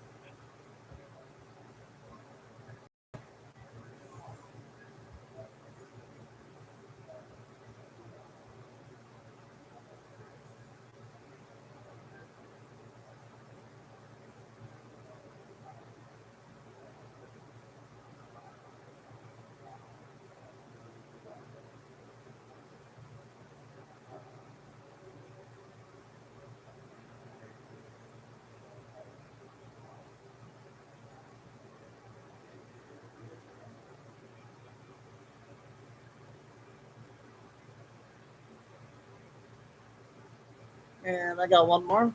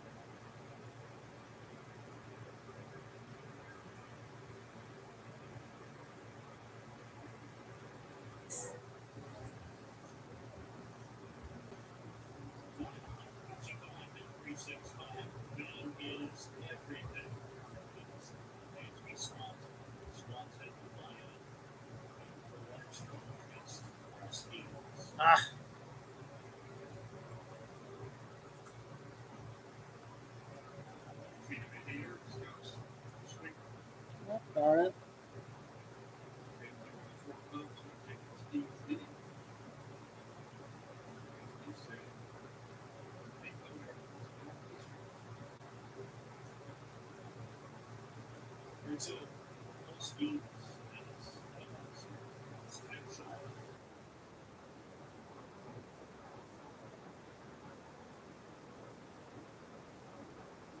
Of the Midwest. Nearly 47 million people from Chicago to Louisville are staring down a Monday corridor where storm clusters could organize into damaging wind machines overnight. So let's jump right into it. 46.8 million people. That's how many of you sit inside the Storm Prediction Center's slight risk for Monday across the Great Lakes into the Ohio Valley. Chicago, Detroit, Indianapolis, Columbus, Louisville, every single one of them is inside of the risk zone. Now, the main threats Monday are going to be damaging winds and large hail. This is not really a tornado day, and I'm not going to hype tornadoes that the setup doesn't support, even though there is like some slight potential that there could be a tornado or two. The engine is really a potent disturbance, and screaming winds aloft are going to be swinging around the northeast side of that big high parked over the southern plains that we've been talking about. Underneath it, a surface low is going to deepen, and that's going to track from Minnesota all the way down into lower Michigan, dragging a cold front into the Ohio Valley, and that front is really going to be the trigger. It's going to slam into a really loaded atmosphere. We're talking about up to 4,000 units of storm fuel out there across the Ohio Valley, and enough wind shear to organize the strongest storms. Large hail here means stones big enough to crack windshields. Damaging winds means 60 to 70 mile per hour winds that can easily snap tree limbs and put whole neighborhoods in the dark. Now, will it hit your city specifically? Well, everybody in the slight risk here is at play, but the storms will organize into corridors or sections, right? And not every metro is really going to get clobbered. The most credible area runs from lower Michigan down into Indiana and Ohio, possibly reaching Kentucky and West Virginia by late Monday night. If you do have outdoor plans Monday anywhere in that corridor, stay flexible and make sure that you have the WeatherWise app on your phone before you walk out the door, because the National Weather Service watches and warnings are going to land right on the map for your exact spot, and the lightning layer is going to tell you when it's time to get inside, okay? My confidence in this setup is currently high. The only thing that I'm not sure about is which cities are exactly going to land under the most organized storms. That's the biggest question right now. So the next 24 hours or so will decide it. But again, if you are in Chicago, Louisville, or anywhere in between, don't let this day catch you outside. I have warned you. And for those of you who want me to get deeper into it, even though there's still some flexible movement that can happen with the forecast here, let's walk through this hour by hour. The day actually might start loud on Monday. We're talking about clusters of storms already rumbling Monday morning across the Midwest and the upper Great Lakes before the main show arrives. Those morning storms are actually the wild card too. If they hang around, the shade in the sky might steal from the afternoon heating and lower the ceiling for the later in the day storms. But if the sun breaks out instead, some of those storms can grow into one or more big organized complexes ahead of the surface low. That's when this is going to get really serious really quickly. One detail that really bugs me about trying to forecast this, though, is that the global models tend to spit these complexes out too far north. Shift one of these south and west, and it rides that warm, humid corridor straight into Indiana and Ohio. The best window across the Ohio Valley looks like Monday evening into Monday night, and my honest read on the whole situation here is that upscale growth is the biggest uncertainty. Whether these clusters organize into a wind machine hinges on what leftover boundaries Sunday's storms leave behind. That same corridor carries a low-end flood risk as well, with rain rates over an inch an hour, but these storms keep moving, so any flooding is probably going to stay localized. Again, Michigan, Indiana, Ohio, set your alerts before your head hits the pillow, because the threat can run deep into the overnight as well. And here's the thing, Monday...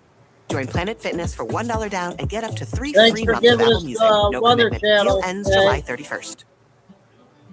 When you're looking for care for your mom, trust matters. You want someone who isn't even the opening act, okay? Minneapolis, Milwaukee, Madison, Rockford, Green Bay, you're up first tomorrow, Sunday, in a slight risk covering about 12 million people. Large hail and damaging winds are going to be the main threats, and the hatched zones mean that 75+ mile per hour winds and 2-inch plus size hail are on the table. Baseball size hailstones are even possible as well with some of these initial supercells. And this is the same pattern that fuels Monday. Strong winds aloft over 3,000 plus units of storm fuel with dew points in the low to mid 70s, air you can practically drink. Now, there is some bust potential with the Sunday setup as well, and it's not so much the morning storms that's going to be a problem up here. It's going to be a stout cap or a lid on the atmosphere that could actually keep storms from forming at all. So this is an all or nothing setup. And if no storms form Sunday, that actually means that the storms on Monday could be worse. So it's going to be a very interesting couple of days to watch how this rolls out, especially since we've got all these people out there for the EAA Air Venture in Oshkosh. You guys are right in the risk zone. So if you're still on the airfield grounds, know where you'd go if storms fire. Southern Minnesota and Wisconsin, keep that phone loud Sunday evening.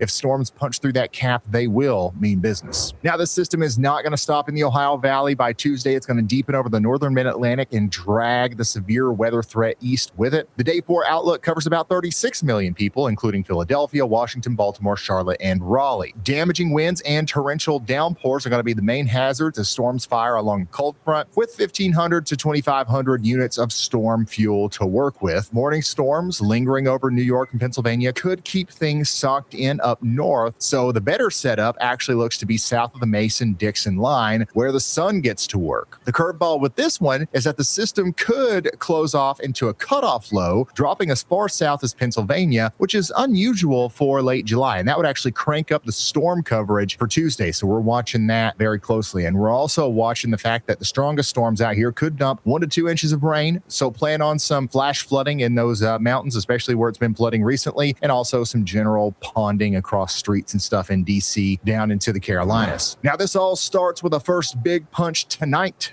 We've got a Boeing line of storms with gusts of 75 to 90 miles per hour firing near the Black Hills and racing east across South Dakota under an enhanced risk of severe weather. We've gotten way more confident in this overnight threat. The Storm Prediction Center has a 30% probability out, and the worst window is going to be over there towards Sioux Falls around 6 p.m. tonight, all the way through midnight. 80 mile per hour winds can take down power poles. It can peel back roofs and flip anything not tied down. So make sure you're not scared, but rather prepared. If you're on to Sioux Falls, make sure that you've got something that can wake you up tonight. NOAA weather radio alerts on your phone. But of course, I've got to talk about Y'all Call, because this is exactly why I made it. A dangerous warning could hit your location after you've dozed off tonight, and you want your phone to ring and ring until you're awake. That's exactly what Y'all Call's for. There's a link in the description if you want to check it out. Now let's flip the map, because the West has a completely different monster, a critical fire weather area covering much of the Pacific Northwest into the northern Rockies today. Reno, Spokane, Yakima, and Bend are all in it, with humidity crashing into the teens and 40 to 50 mile per hour wind gusts over bone dry fuels. That's the recipe for explosive fire growth. The bigger worry is central and southern Montana and the Magic Valley, where fast moving dry thunderstorms can throw down 40 to 60 mile per hour wind gusts with almost no rain, but tons of lightning, and every strike is a potential new fire. Critical conditions hang around on Sunday over northern Montana and from the northern Sierra into the Harney Basin as strong winds keep mixing down to the surface. You've probably seen some of the images on the internet of the big smoke clouds visible from Seattle. This is going to continue to be a problem as these winds continue and as the bone dry humidity continues to kind of wreak havoc over here. So skip the campfires, the chain dragging, the hot exhausts parked on dry grass. Skip all that, because one spark could cause a big fire. Now, the eastern Carolinas are still under the hose tonight, with a slight risk of flash flooding as that stalled front flat out refuses to move. There's a tropical sponge in the sky and enough moisture to wring out 1 or 2 inches of rain, with 3 to 5 locally where storms train over the coast. Some good news, though, is that the drought has been swallowing this rain. Even where Wilmington picked up 2 to 4 inches, there's been almost no standing water because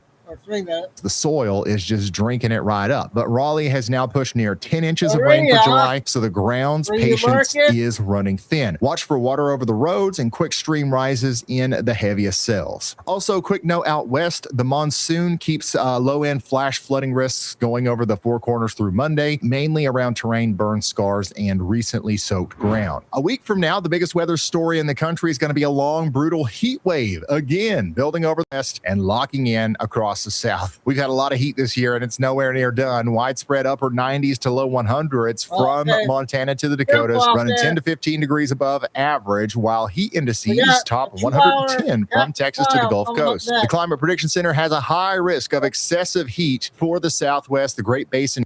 After I do 8, I got 8 short clips I'm going to play and finish the show off with a 2-hour clip.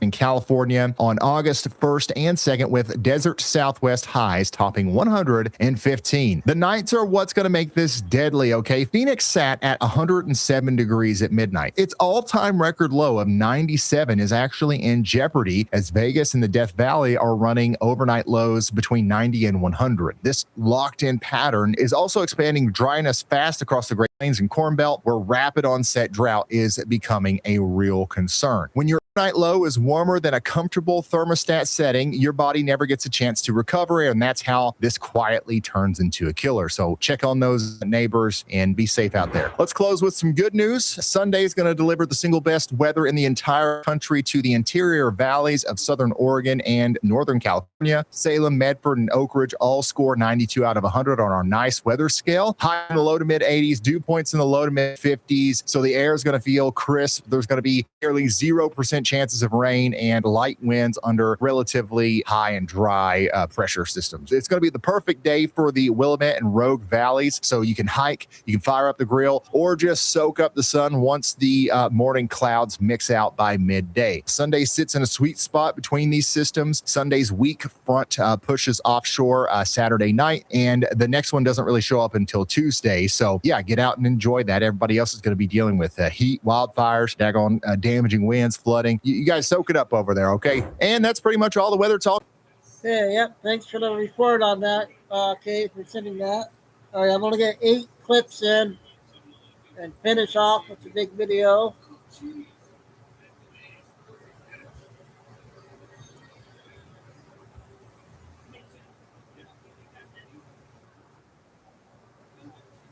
About 4. Inspector General here at the United States Department of Labor. It's Fraud Friday, and this week, with the support of President Donald J. Trump and Vice President J.D. Vance's White House task force to eliminate fraud, we locked up fraudsters ranging from foreign national ID scammers to violent gangs funded by UI fraud and delivered justice to you, the American taxpayer. Let's break it all down.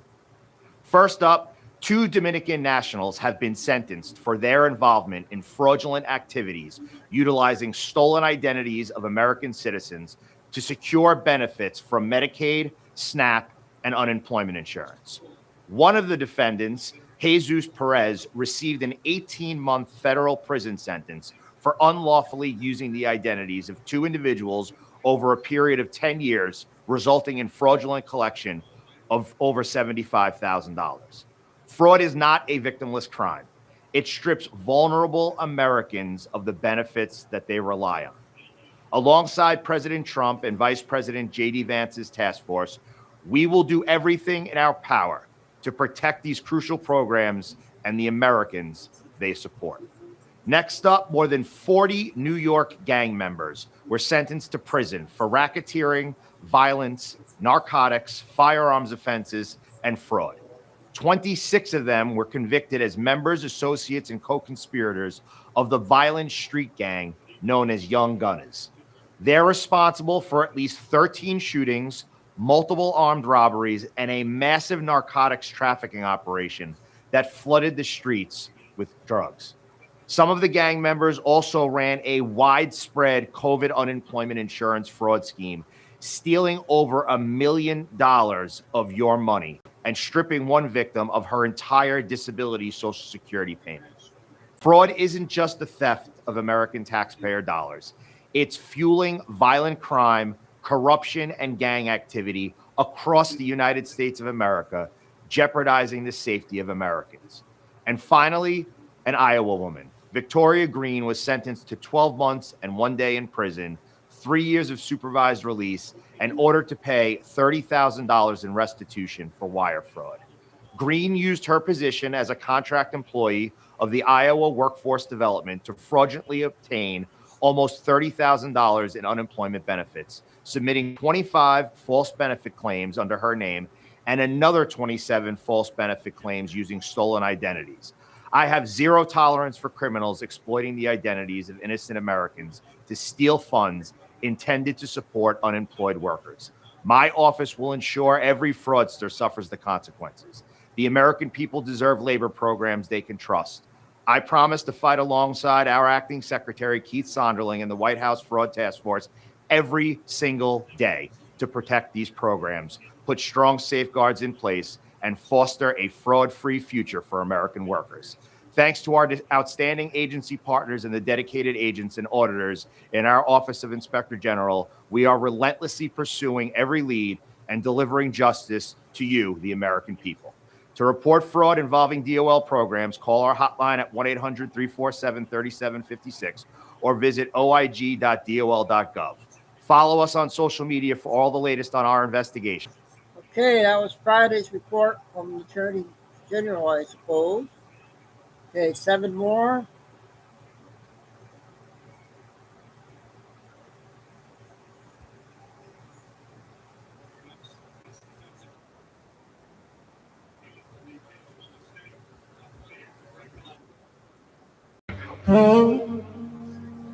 It's time to let go of the sadness. You've soaked that pillow long enough, hoping they'll come back for you. They left. They're not coming. So understand this. It's time to get the hell up and put the shattered pieces of yourself back together. You know better than I do that you cannot live in misery anymore. It will devour you. So get up before it swallows you whole. You can't afford to give up. You've got dreams demanding you. You've got goals waiting to be conquered. You've got a life you haven't even lived yet. Enough of this crying. Life hit you, so what? Hit back! God did not make you to quit. I know they abandoned you. I know you blame them for what they did. But why are you abandoning yourself? And who are you going to blame for that? The battle has just begun, and you need to be ready for it. You cannot surrender in that bed. Get up! Put your armor on and get to the battlefield. You think you're not ready? I'm telling you right now, you are more ready than you've ever been. They burned your heart. Good. Use that fire and forge your sword. I don't care what made you fall. I need you back on your feet. I need you on that battlefield. Do not fear. God marches with us, and I am standing beside you. Now raise your sword. Take one step forward, then another. Walk into the ruins. Walk into the abyss. Walk through the destruction. Because on the other side of this battlefield, there is victory. There is a crown. There is fulfillment. But you have to fight your way there. Now, get up!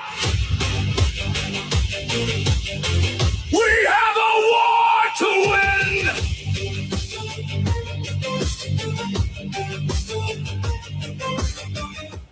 It's time. Wow. See, Lucy, I told you these 2-minute ones are really good.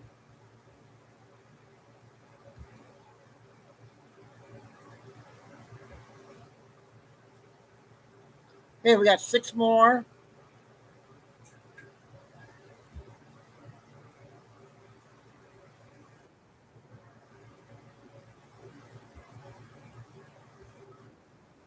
facing some flack, and rightly so, about something that went on with a teacher that they recently hired. So on Wednesday, they announced through social media, I don't remember which platform, that a teacher they hired, a law enforcement instructor named Luis Moreno, was going to be hired by their district. They do have a law enforcement and public service program in the district, which actually sounds super cool, where kids learn about these things. He is a former McKinney police officer.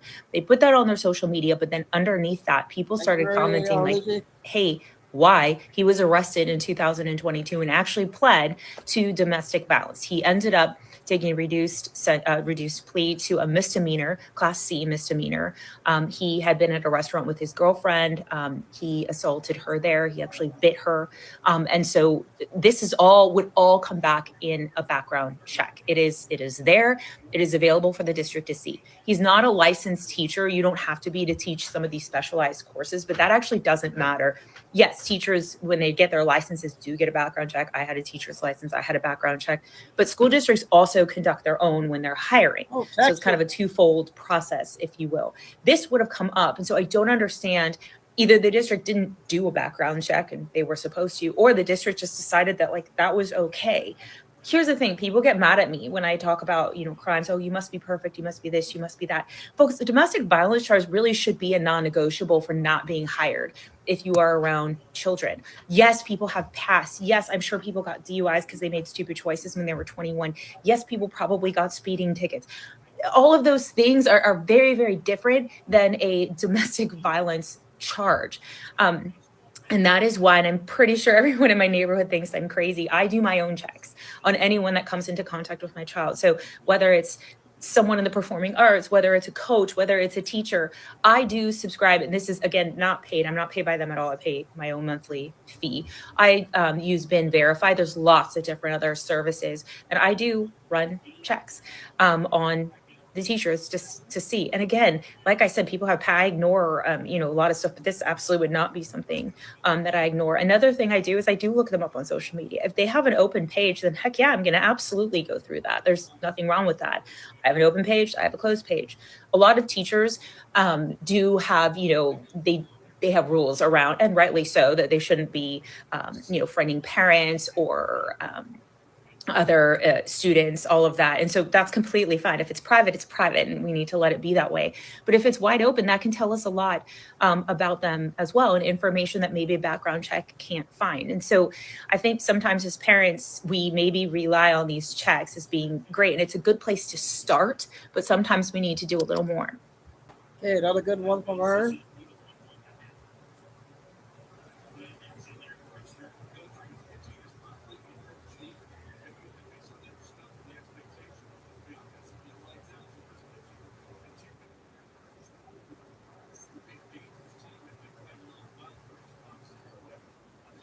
Notes regarding Nancy Guthrie.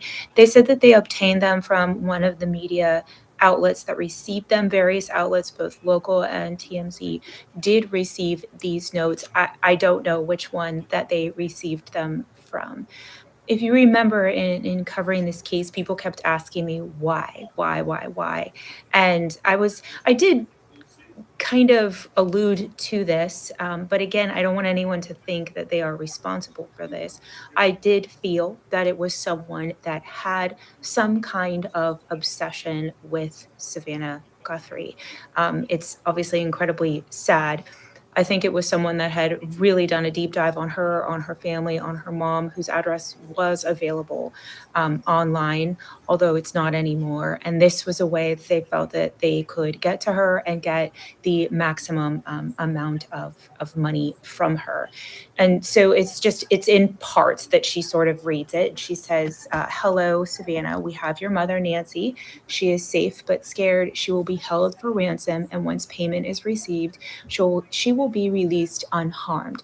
We will be holding her for a maximum of 7 days. And then I think that a lot of you know that 4 million in Bitcoin was due on February 5th. And if it wasn't met, it was an increase of 6 million on February 9th. And then it goes on to say that once payment is received to the Bitcoin address below, she will be released within 12 hours of deposit to a safe drop-off location back in Tucson. If the payment is not received by the deadline on Monday the 9th at 5 p.m., she will be killed. Your mother is aware of this, and her life is in your hands. It is in the best interest of everyone to have this completed as soon as possible. You will not be able to contact me from here on out. There will be no negotiation. Don't play games. Law enforcement will not be able to help you.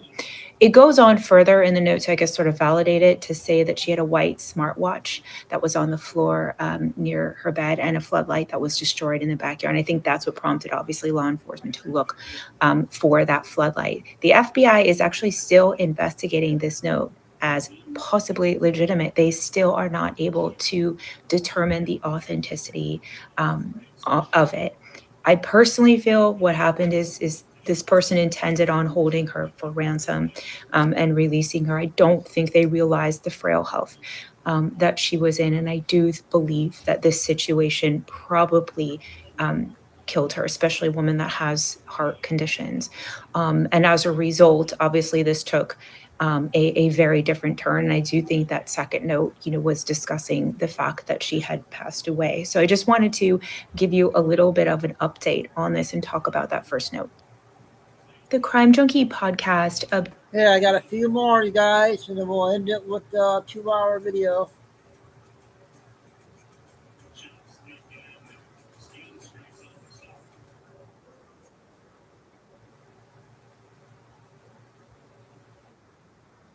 Spartanburg resident who's currently running for the U.S. House of Representatives to represent Spartanburg and Greenville. And I'm speaking in support of the moratorium, but I am also requesting that language be added to freeze the expansion of Northmark Strategies and Valera Holding Data Center be added into the moratorium.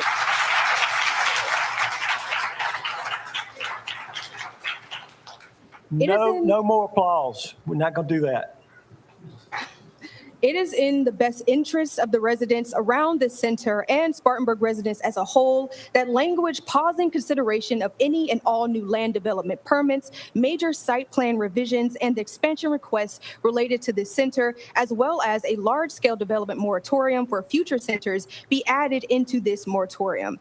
And with a quick Google search, Lockhart serves an estimated 15,000 residential, commercial, and industrial customers compared to Duke Energy, who serves 860,000 electric customers in South Carolina and has already increased rates for thousands of residents across the state and also around this center, with another increase that is expected in January of this year. And Duke Energy, not Lockhart, has been tied to deliver power to this center.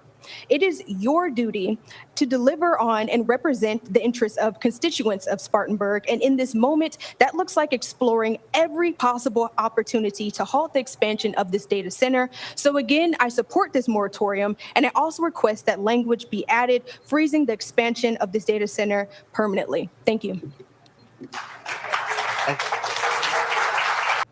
Hey, another board meeting. I got one more board meeting, and then we'll get to the end of the big video.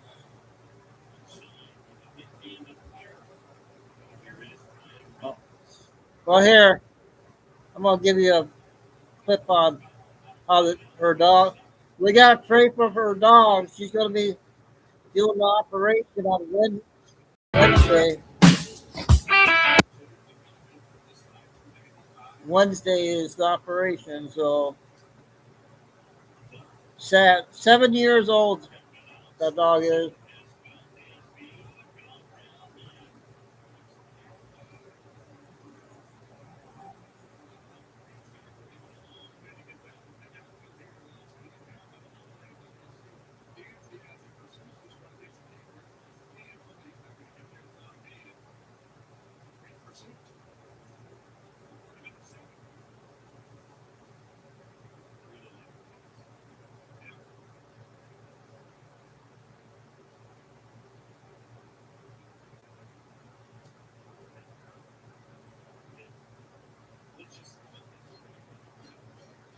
It looks like she's okay. I hope she makes. Oh man, I can't wait till Wednesday. I hope we get good news on Wednesday, you guys.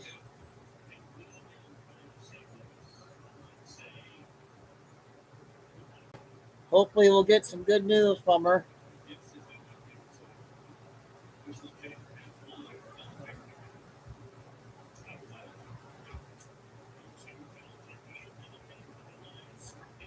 Last one.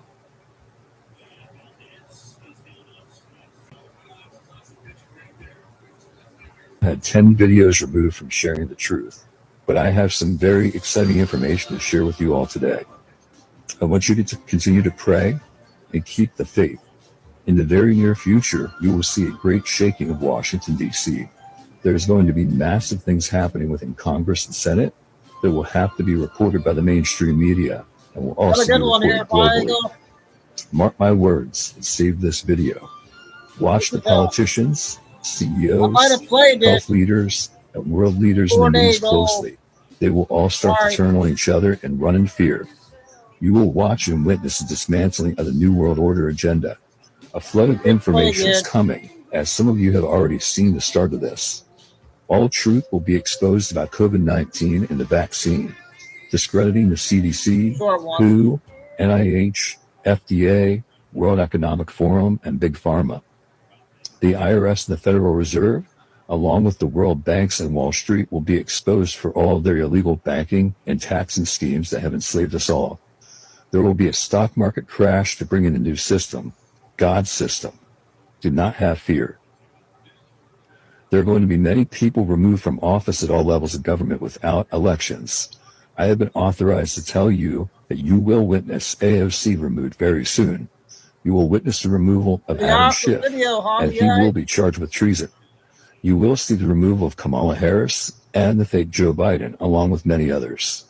Keep a close eye on Georgia and Arizona as well.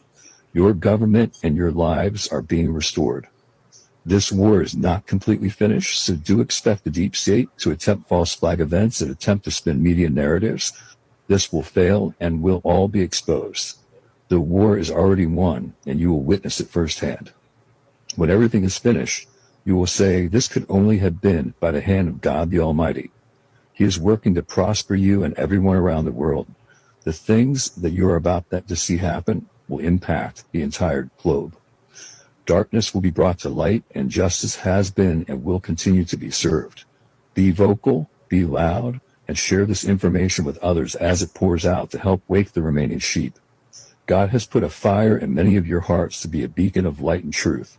Continue to do this regardless of ridicule. I am so excited and proud to be a part of this movement with you all. It is a very exciting time to be alive. You are part of the greatest revival in the history of mankind. Stay strong, patriots. We've waited far too long for this, and it's just about over. God bless you all. Yeah, that was good to play again, I thought.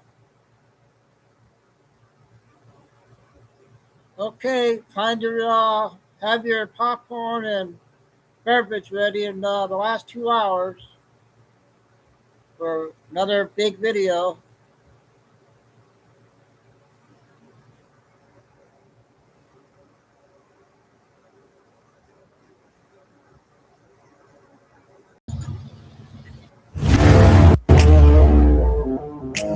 And I think tomorrow we're going to have Captain Kyle and Robert. I think their show is tonight.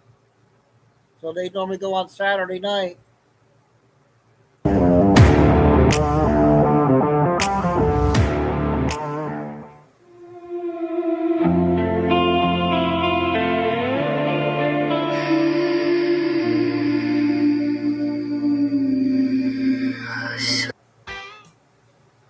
Well, welcome everybody. Captain Cut here, and welcome to the end game. And we have Lieutenant Colonel Ricardo Bassi, and we have the Superstar Kelly, which I really want to apologize, but I don't know what's happening with Telegram, but it did not take again tonight. So I got to figure out what's going on. It actually kicked the channel out of the whole studio, so I don't know what happened. So I've got to figure this out. But you can watch it on Rumble, and you can watch it on X Live right now. So, and it'll be a replay on there as well. So we'll get it downloaded and put over to Rumble to Telegram later on tonight. Kelly will take care of that. So it will be there for the people that don't have that or don't want to use those. So before we get started, we're going to pray. Dear Heavenly Father, thank you for today, and thank you for all that you do, those things seen and unseen in all of our lives. And Father, I just ask that you begin to show people and show them just those things that are important to them are important to you. And Father, that you're the one making a way for them and bringing them through these difficult times that we're all walking through in our own way. And that, Father, we understand that you're the one that's developing us for what is to come. And we thank you for it. We thank you that you're allowing us to participate in the plan that you have for humanity, for my life, my family's life, and those people that are around me every single day. Father, I thank you and I praise you for our leadership, our military, those people that are using the plan in which you have to Thanks, Maria. Bring us out of all of this corruption and the low energy that this world has been a trap for us all. And Father, we thank you. We praise you that your son came and showed us the way. He was the way shower. And Father, we thank you for those things in which he did to bring us the opportunity to see, to witness, to experience those things ourselves, in which he said we will do greater works than he. And that is where we're headed. Father, I thank you for it. I praise you in Jesus' name. Amen. Amen. All right. So, Mr. Bossy, how are you doing, sir? Absolutely outstanding. The troops are fed, the horses are watered, plenty of ammunition, and the war goes on. I only got one message to send. Let's kick off with this one. Keep the faith, folks. Keep the faith, because it's amazing how many people in these last days are now falling by the wayside. Yeah. It shouldn't surprise me, but it does.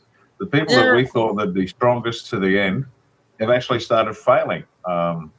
Both good people and bad, and on the bad side, being contacted by long-term colleagues, let's say from the past, who have chosen the wrong path. It's just sad watching them go the wrong way. But hey, this is what growing up's all about. You take responsibility for your choices, the good and the bad. But to all the good people out there, keep the faith. We are so close, folks. I know you've heard it for many years, but we're here. We is here.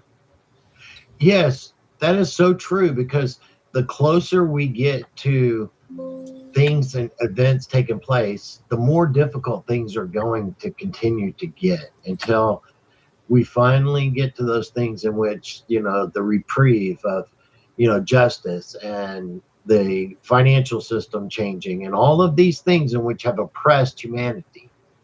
They're all coming, but all of those systems have to be challenged completely. They have to be broken to the core, and they have to be exposed to the world and then brought down.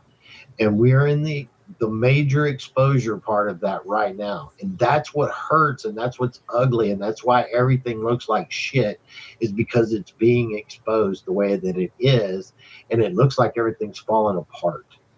Well, it's supposed to, because as it falls apart, it's going to come down. And this is when we have walked through the things that we have over the years to prepare for this very time. Not when the bullets start flying and the shit starts hitting the fan do you go, oh my God, it's finally here. No, it's been here. And that part of it is where you actually truly get tested for your resolve.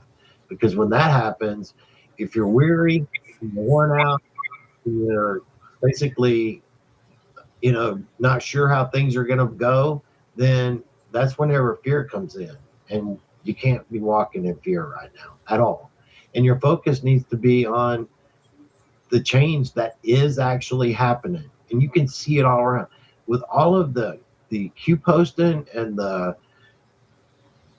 just the amount of encouragement that we're getting from social media, from the White House and from the white hats.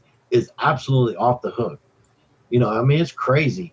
You know, it's like Elon, this video right here that he posted multiple times, right? That is a hat tip to the Anons beyond belief with so much in it.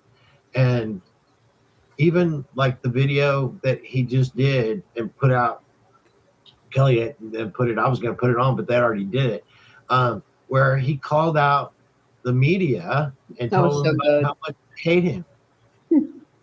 That was fucking incredible. So good. I don't care. They like me more than they like you and the mainstream media. And I mean, that's the thing, is that this is what they're showing you. And it's incredible. I mean, have you seen the memes that they've made from it? There's a couple of them, right? Have you seen them? There's a couple of them. I posted one that there's a meme maker, Polita Rican meme. He's awesome. And he made a really good one of a robot coming in and throwing her in the trash. Yeah, one of his robots. Did you see it? You want to see it? We got time. Yeah, put it on. Yeah, I want to see it. And then there was another one that was posted as well by Papi Trumpo. And so let me pull this little bad boy up. It's here in just 1 second. Just while you're doing that, the memes have been so important in the political messaging. It's not just because they're funny, because there's truth in all of it. And it really has been a key part of the whole messaging package. It doesn't matter which demographic you are, whether it's the baby news network, whether it's just an individual with a good sense of humor.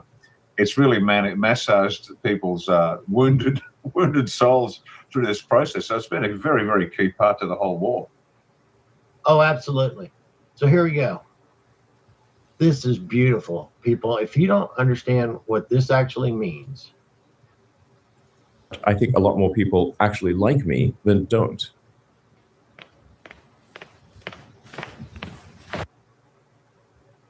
I was going to play that interview. I was telling Flying Eagle that the other day, but I didn't have time to play it.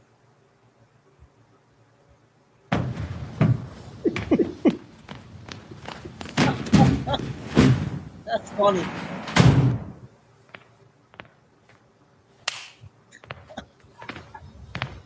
Beautiful, beautiful, beautiful, beautiful. Love it, love it, love it. Absolutely brilliant. So I'm gonna get the other one that Papi Trumpo posted, which is also a good one. It's a little bit longer, that one, but it's still just as good. Here we go. And so he calls them out for their fucking evil. Excuse my French, but I'm just sick of them. Yeah, Tired of playing baby games with people too. Is your mom laughing? About 250 million people follow me is that I think a lot more people actually like me than don't. And I think a lot more people hate you and the media more than you realize.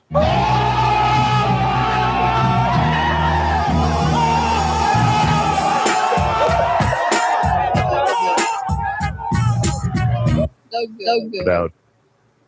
Oh, I just love it. So, there'll be more before long. So, it's just amazing that the things that are happening, it's like, see them for what they are, because everything is happening for a reason.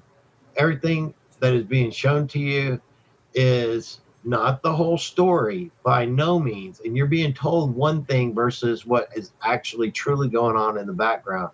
And so that's the thing. So this is what I want to talk about. I want to talk about Iran and what's going on over there, because this is what's on a lot of people's minds, because, fuel is going back. They're going back to $100 a freaking barrel, blah, blah, blah, blah, blah. Right? And it ain't about fucking oil. I'm just trying to tell people it ain't about oil. It ain't about the Middle East and what's going on with the oil and stuff there. Because guess what? We don't need it. We don't need it. And actually, majority of the world don't need it either. And the thing is that they're showing people how this game has been played by the crown and the proxies of the crown, and how they've been manipulating people, manipulating economies with this terroristic regime and with these terroristic actions. We could have already gone in and just took it over, just like we did Venezuela. We could have done the exact same thing. People go, oh no, you couldn't do that because it's such a big country. I got news for you people. I have news for you, is that we have equipment, we have soldiers that ain't a fucking thing anybody can do to stop. They used them in Venezuela, and we have technology that nobody can touch anywhere in the world. We could actually take down any country in the world in a day, and they know it. They're fully aware of it. But the fear that would cause around the world would be irreversible, because their countries would not have anything to answer for what is shown to them. And that would be a worse thing than what is happening right now. So what do you think on that, Lieutenant Colonel? I'll just real quick, if you don't mind, Lieutenant Colonel. Jump on in, girl. Also, have to take into consideration that they use women and children as human shields. So this little bit, and unfortunately I don't want to minimize it because we lost soldiers, but this little bit of retaliation, that's how they do it. They are firing from places that they're using women and children as shields. Yeah, they've been doing that forever. Yeah. These are not nice people. Just on relation, let's segue from Kelly's excellent contribution. During the Iran-Iraq war, which many years ago, the Iraqis were psychologically damaged, but not from the actual combat. That's bad enough. But what the Iranians did, they would send children with weapons marching forward into the Iraqi trenches. And the Iraqi soldiers, I mean, these aren't nice guys, but even they had problems shooting children that the Iranians were sending across to them. So this is the level of warfare. People have to understand that armies are not armies. They're not the same all around the planet. The West fights according to a certain code. The rest don't. They have no off switch. They have no point beyond which they won't go. So that's just, and that doesn't justify the war in Iran. Iran has done plenty. It's been telling the US that they're going to kill you for how many decades now? Yes. And finally, DJT said, okay, enough's enough. Enough's enough. But anyway, in relation to your point, Kelly, exactly right. These are not good people. But let's just quickly talk about a bigger picture now. In terms of oil, Captain's right. It's not about oil. It's 20% of the world's seaborne oil goes through the Straits of Hormuz. Now, naval operations, as Alfred Thayer Mahan, your great naval strategist, determined over a century ago, it's all about choke points. You control choke points. And the City of London has happily kept the Strait of Hormuz a choke point for exactly that reason, because it works. DJT's decided, you know what, we're going to negate the power of that particular choke point. The Emiratis, the Saudis, the rest, they're putting in pipelines so they never have to worry about the Strait of Hormuz ever again. So that's just on the oil part. Second part on the oil, and this came from Dr. Steve Hurley, hat tip to him, he always gives a good summary. The US is now net exporter of oil. So the gap has been filled by the US, and you guys are doing great. And don't think this is an accident. This is all part of the strategy. There's multiple levels to all of this. Blowing things up, that's always exciting to soldiers. Watching things break, that's what we do. But behind the scenes, there's a lot of very clever economic policy going on, very clever diplomatic policy going on, very clever informational policy going on. So there's different levels of, let's call them levers of national power. And they're all being pulled simultaneously. The bombs are real. Are they happening right now? Not necessarily. It could have happened sooner. But understand that just because you're getting a message, it doesn't necessarily mean what you think it means. So let me give you an example. During the Second World War, when the Special Operations Executive were running messages and supplies and trainers to the French resistance, say, And you've seen the movies where the plane lands in a blacked out airfield and the resistance fighters light up the fire so the plane can land, and then it takes off and disappears. They used to send messages across the BBC, and the BBC would send these messages, and it would sound like this. Helena sends her love to Gustav and thanks him for the roses. And everybody goes, oh, isn't that lovely? But these messages, these personal messages, were just codes. So it meant nothing to most of the listeners, but good old Francois sitting in Carentan with his small group of resistance fighters. The bear fights at midnight. We go tonight, fellas. We're taking out the bridge. We just got the word from London. And so you're getting messages, and they're coded messages. Has Iran their military been obliterated physically? Yeah, of course it has. Is it happening this week? Maybe, maybe not. We don't know. But we're seeing pictures. Of course you are. But when were the pictures taken? It doesn't really matter. But the whole Iranian thing is magnificent, because what you're seeing is the flash and bang, but what you're not seeing are the other elements, because you're taking out, in terms of targeting, and it's really simple. For example, if you're going to take out a capability, you take out the personnel, leadership particularly, because then people are waiting for orders, because good soldiers wait for orders and very few of them decide to act independently. So the leadership is being taken out, has been for some time. So that's the first one. Next, you take out their capacity for intelligence gathering. So they're headless, and then they're blind, deaf, and dumb. So you take out all their intelligence capabilities, both electronic and human and whatever you can do it. Sensors, you take all that out. Then you start taking out the actual capability proper. Ships, planes, anti-aircraft, you name it, all gone. And so progressively you degrade their capacity to wage war. Now, when did it happen? When was it completed? Is it still going? Doesn't really matter. The fact is, it's rolling on now. That's the big picture. The military picture, that's basically a very attractive distraction with all these other processes going on, with the pipelines, as I said, being built. The fact that the US is now a net exporter of oil and doing really well. There are many levels at play here. And so when you're watching Iran, understand the bastards deserve it, point one, not the people, the leadership, the various factions that run the country. They deserve what they get. And we're not judging them. We're just setting up the meeting with the Almighty so he can judge them, as the old saying goes. It's an old line and it's very true. Some people just deserve to be cleaned out.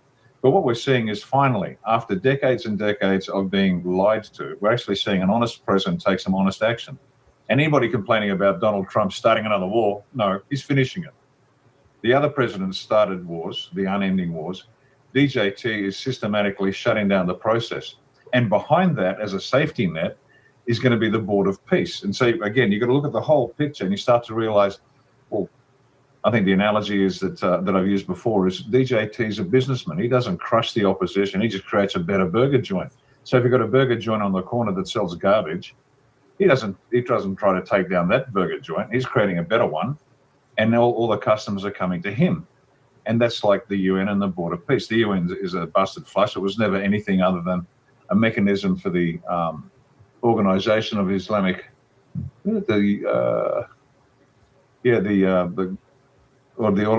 Islamic Cooperation ran the UN. And that's all that ever was. But he's got his Board of Peace, and the Board of Peace is going to sit there and they're going to arrange things so nobody actually ever uses war again as an illegitimate means of advancing their political objectives. So Iran's fantastically interesting, but always look around the edges, look above and below, and you'll start to see a bigger picture. That's why I kicked off this morning's talk with, hey, keep the faith, guys. Keep the faith. This is the point where you really just hang on. And is it hard? Of course it's hard. Welcome to life. That's why we play sports at school. And our participation trophy is important. Yeah, for 6-year-olds and 7-year-olds it is. But eventually you've got to learn to grow up. You play the game. You learn what it's like to win. You learn what it's like to lose. You learn what it's like to fight when there is nothing left in the tank. And you've heard the expression, leave it out on the field. Well, that's not an expression. That's reality. That's how you win. And that's where we are now. You leave everything out on the field. And eventually you grow up and you stop playing games. And you realize that all those skills you learned playing sports, competitive sports, contact sports at school, weren't to prepare you for a multi-million-dollar career as a Gatorade salesman, which is just nonsense. Eventually, adults grow up. They understand sport is just sport. Real life is where you learn to play this hard game. And that's why at this stage, ladies and gentlemen, for goodness sake, keep the faith, keep driving forward. You got nothing in the tank. Welcome to the club. Every day is another day to make a better decision. So there you go. You know, it's funny because people assume that what's being presented to them is exactly what's happening right now. And that you can't necessarily believe what you see these days because it's very easy to present something that is not real to be real and present a narrative that may not be the actual narrative. So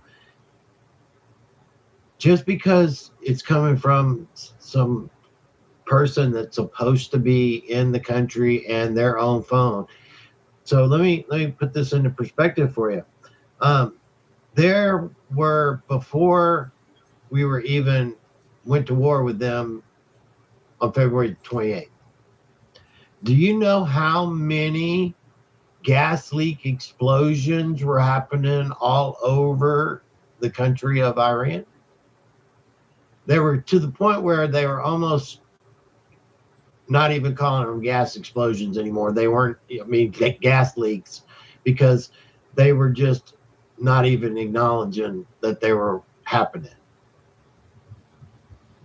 This wasn't happening because you had factions inside of the country that were Iranian that were fighting against their own regime. No. It was our guys and the special forces, individuals that were embedded all through that country that were basically taking out and softening all kinds of positions and getting intel. And it's kind of like, if, let me put it like this, they were having foreplay in war before they were actually in war, because that's what they were doing. That's what they were doing. Okay. And so this happened even when they had the ceasefire. You remember, all of a sudden they started having all these explosions again, and they were calling them gas leaks again. Well, they're having a little bit more foreplay for round two. And this is how it goes.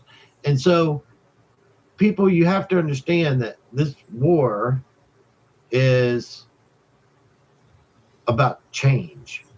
And it's about taking control over those things in which have been controlling the world.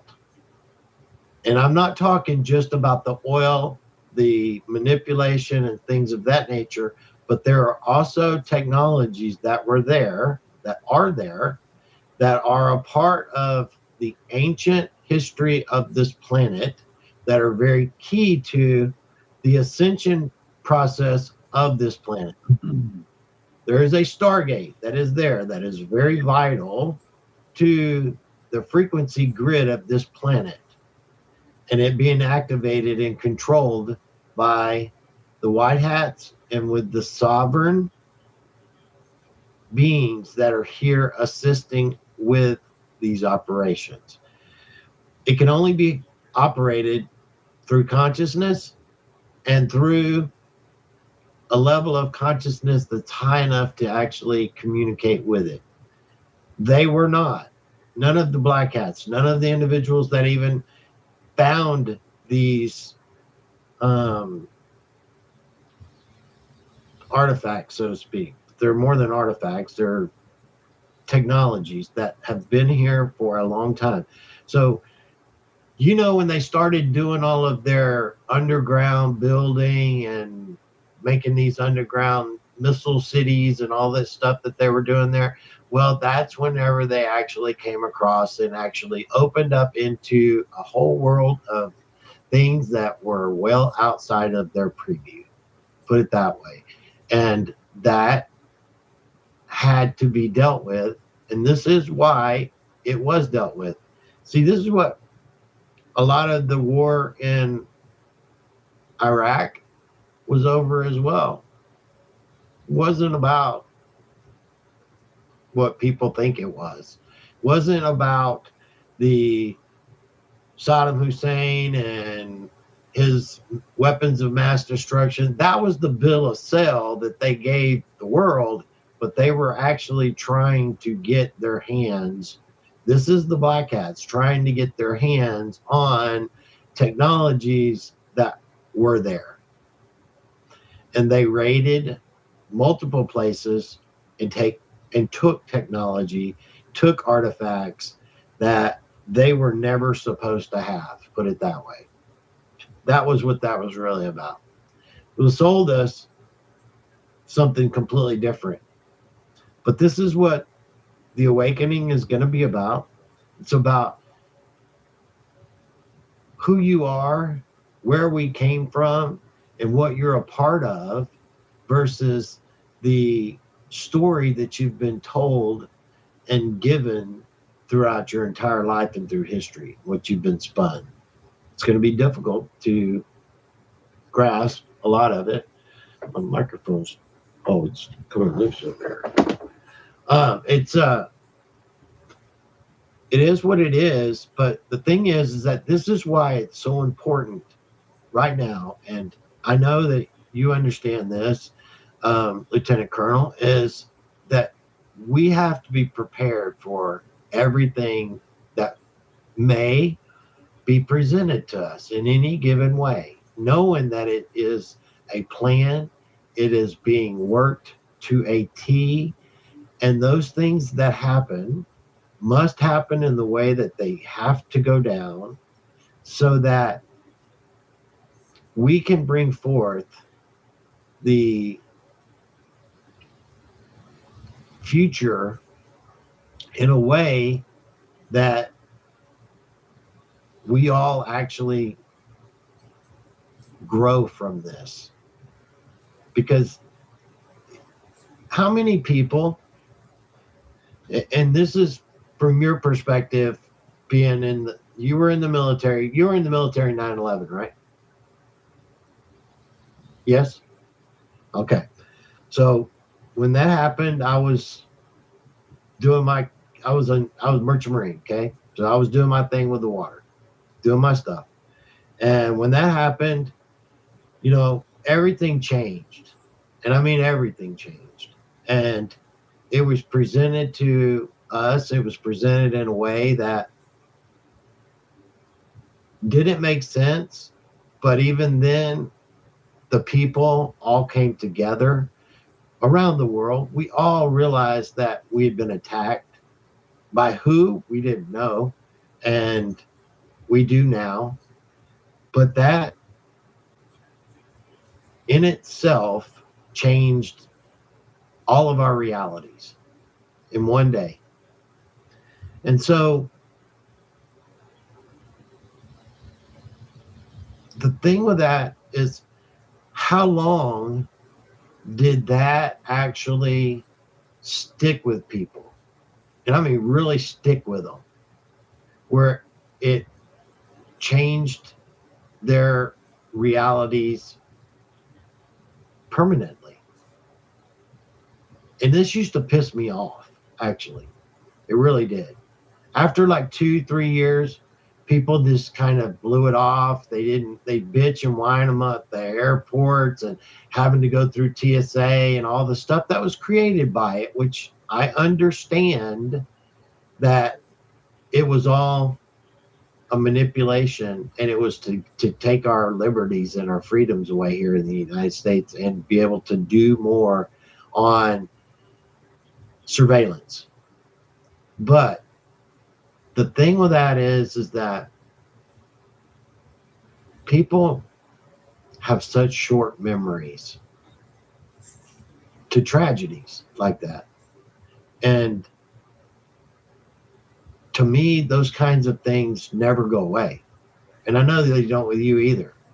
And that's the reason we do what we do today, is because these things matter. And it does not matter that I'm tired. I've been doing this for freaking 20-something freaking years. And I mean, really doing it. And in the last 10, really 11, since right at the time Trump came into office, even before then, I was doing stuff that I was worried about getting Clinton. And you can understand that. And that was a long time ago. And so this is the kind of thing that we have to stay focused through all of this. And I don't mean to be on my soapbox right now, but it's like there's a lot of bad fucking people out there that have. So we got 36 minutes in. So we got an hour and 23 minutes left. Have to be exposed to the public, have to be shown to what it really is, and things are not as it appears. So Lindsey Graham, we all know Lindsey Graham was a wonderful character, not. And so in that, he was set up, and I know he was set up by the White Hats to be taken out. And he was taken out in Ukraine by Russia. They bombed his ass at the factory. It was either I don't know if it was at the factory where the drone factory that he was at, because that got hit, and the hotel where he was staying was also hit. Both places. You can go look it up for yourself. Confirm it. I don't care. The deal is that they said that he made it back here and that happened after he left. But why would you actually bomb where he was at both places, the hotel included? And you missed him? But who's seen him? Nobody's seen him get back. Nobody saw him at the hospital. Nobody had a report of a 911 call like they did from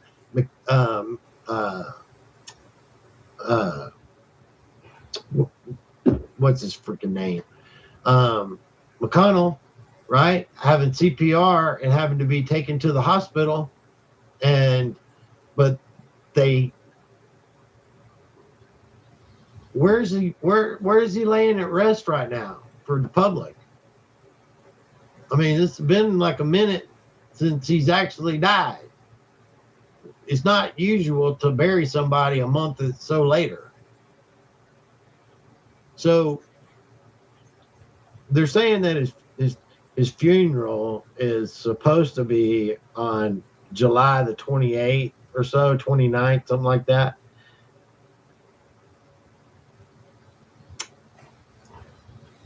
You know, it's funny because people all of a sudden started making up all kinds of stuff. It started coming out of the woodwork as soon as this happened. From, his fairy tale side, because he was a fairy tale. He's a tutor. And the thing with that is that he voted against all those things. But then he actually played peekaboo with them. And that's the thing, right? And so everybody knew, and he wasn't hiding anything. But he also was a part of the takedown of Ukraine in 2014. And this is what people do not know. He was McCain's freaking protege. They were like, he was the buddy. And so all of No Name, because he was No Name for a long time. I didn't even like saying his name. And because he was a bad guy. And he got shown with a boot, and then he got shown with a boot on the other foot, and he got shown not being here at all. And even his daughter said that we took him out. So you don't think that the same thing didn't just happen to Lindsey Graham? Because pieces of these players are being removed from the playing board right in front of your eyes because of where we're actually at in the end of this game. And so you want to talk a little bit more about what I just brought to the table there, Lieutenant Colonel, from what you know and what you understand of what's taking place right now? Yep. Yeah, absolutely. And, Figured you were jumping at the bit there. Yeah, no, it's all right. It's you're going down a good path because it's got a couple of elements to it. If people are confused and I don't know who's good, who's bad, great. That's exactly what you should be saying. It should be destabilizing. It should be upsetting to you. Why is this happening? And these are good questions to ask. But if you know another example of it, just to show you how this is a part of a global strategy. How many British prime ministers have we had in the last 5 years? There's a rotating door of these useless idiots coming through, standing Hey, there, you being know the prime the minister. one that, I don't mean to interrupt you, but the one that is there now is actually going to completely begin to align with the U.S. and the U.S. policies. And he's starting to do it right now with, we're doing it because of NATO, and this is the NATO right thing to do, and blah, blah, blah for the bases and stuff like that. But no, he's actually fully on board and going to align with Trump and the actual White Hat Accord. He was put there. Carney was, and all these guys that are there that are playing these roles, they're playing fucking roles, people. And this guy that's coming in is going to be the one that's going to start cleaning some of the house because it's pretty dirty. It's just like, Biden coming in, and he let the stink in the door and the gate and just decided to remove the gates and fence altogether, right? Same thing that's been happening all over Europe, there in your country as well, and so on and so forth. So go ahead. Sorry, I didn't mean to interrupt you. And so if you look what's happening in the US, you're going to see it in the UK. You see it in Australia.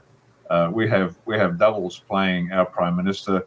We have recently our longest serving foreign minister, Alexander Downer, and I think it was 96 to 2007. He was our foreign minister.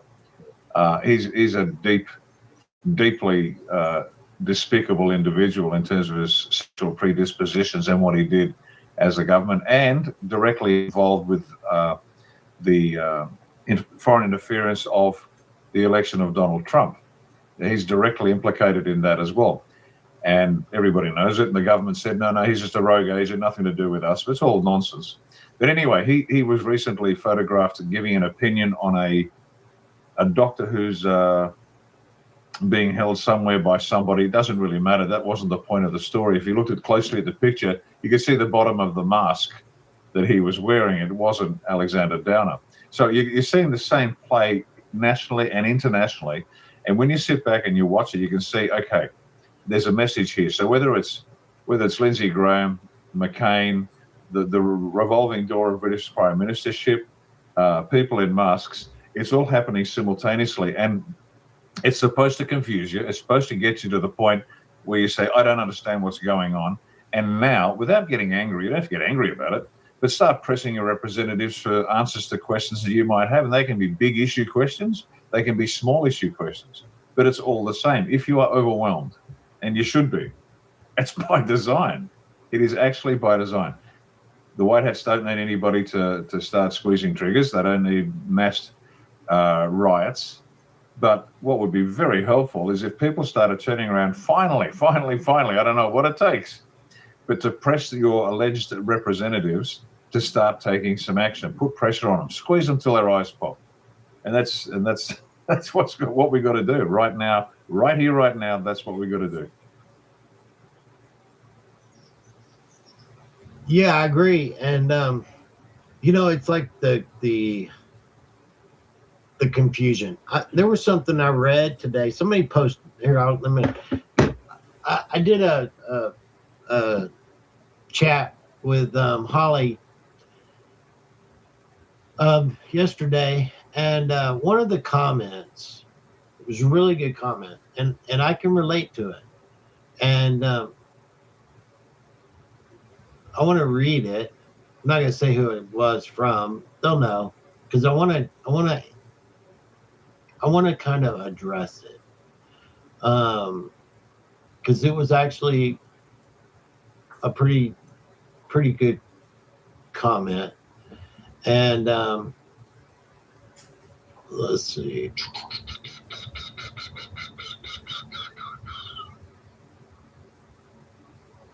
Okay, so this goes along with the confusion, and enough is enough.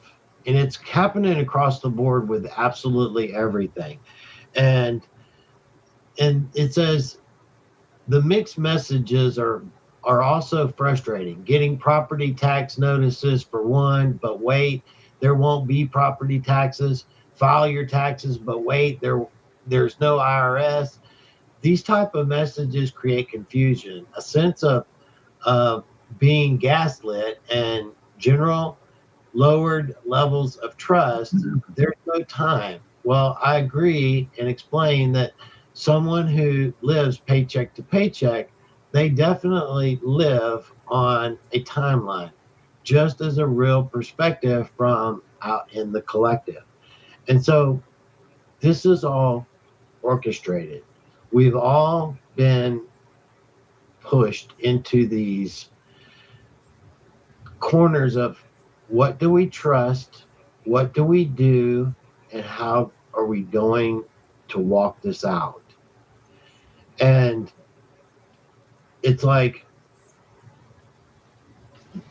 all of this doesn't mean a hill of fucking beans to me. None, zero. This is walls, stuff, crap, and it really doesn't mean anything to me in that aspect.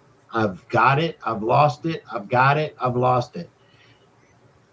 The thing that I focus on more so than anything is to be able to provide and protect my wife.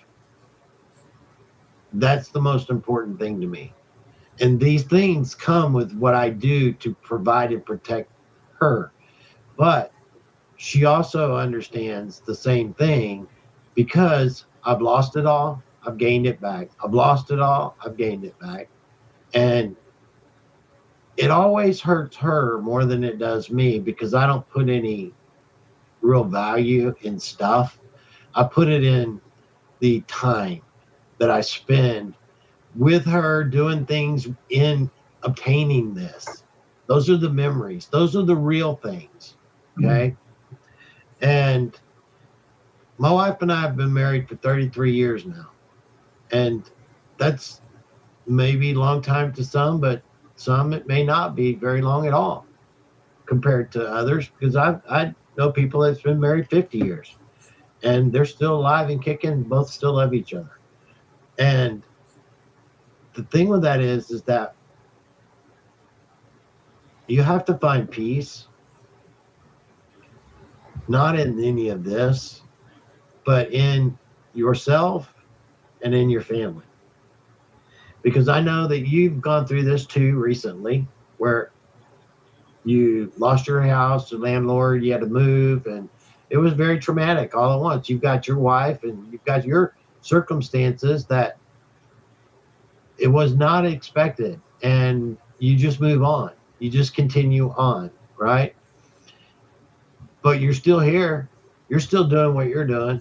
I still do what I'm doing.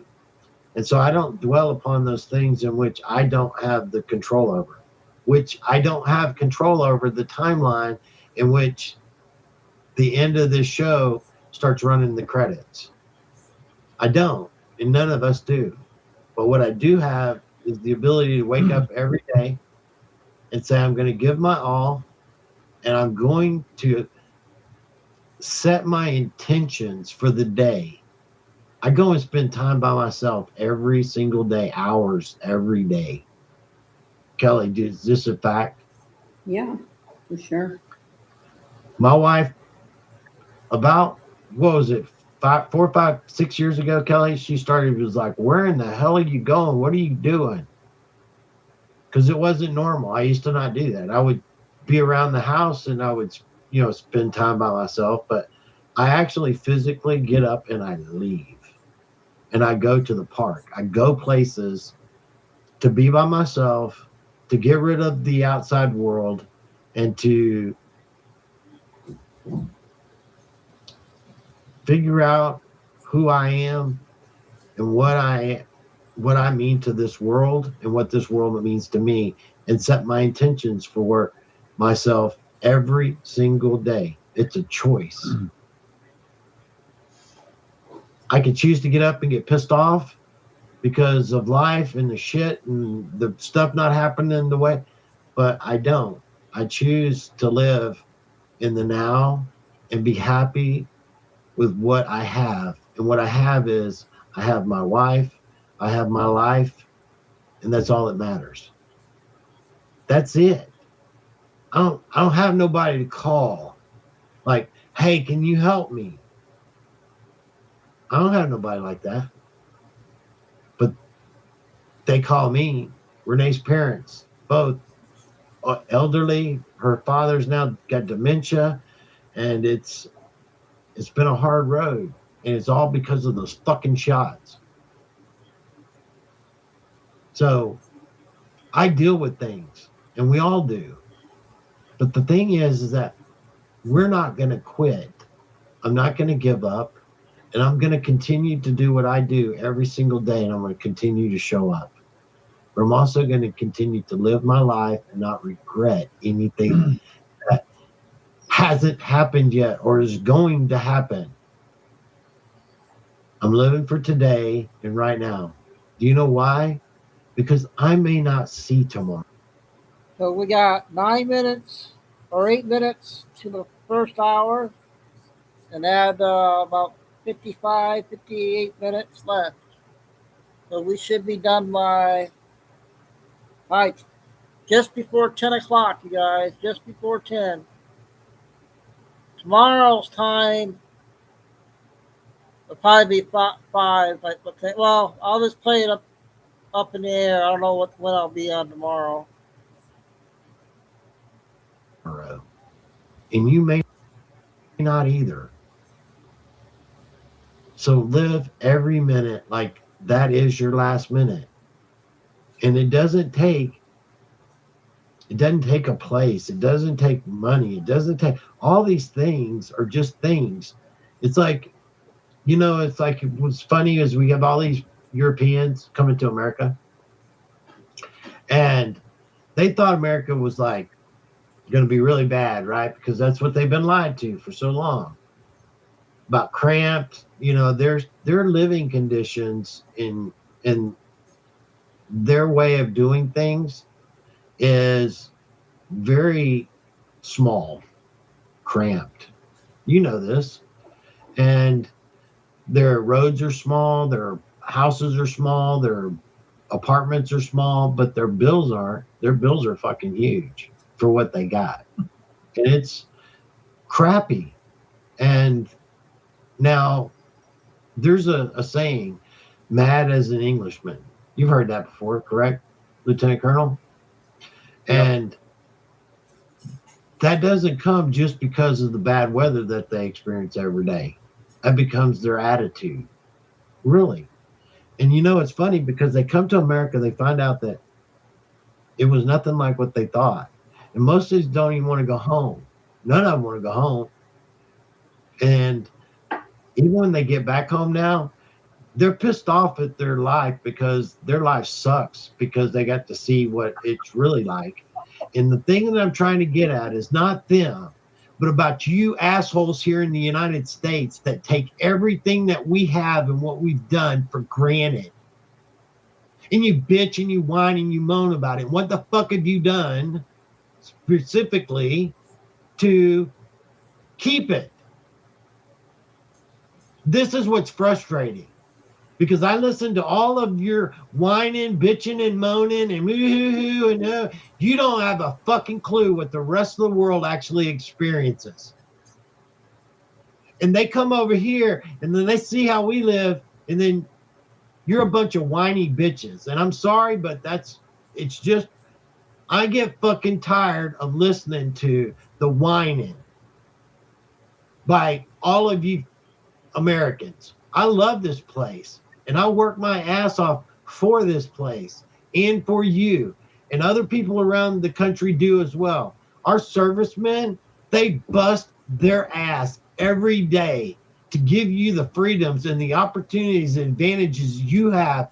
And you want to bitch and moan about what sacrifice have you done? Seriously, what have you done?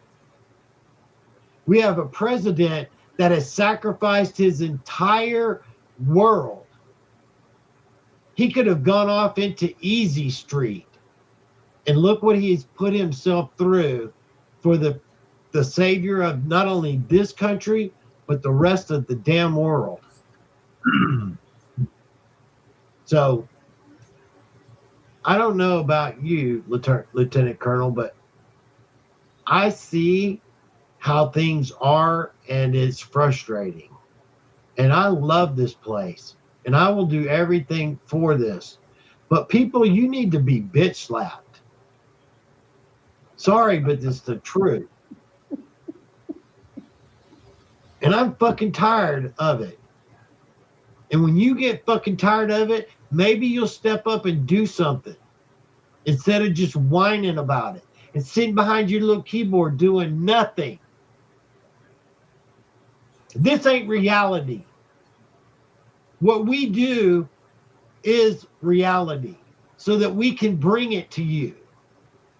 Because with people like myself, Lieutenant Colonel, and other individuals that do things,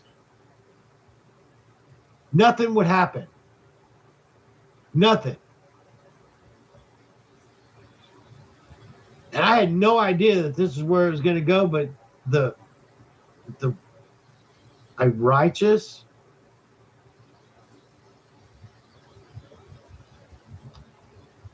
just rose up in me about what you take for granted. The rest of the world don't even have the opportunity to experience it. And you take it for granted. And it sometimes sickens me. You have so much to be blessed and to be thankful for every single day. And some of the most happy people I know have absolutely fucking nothing.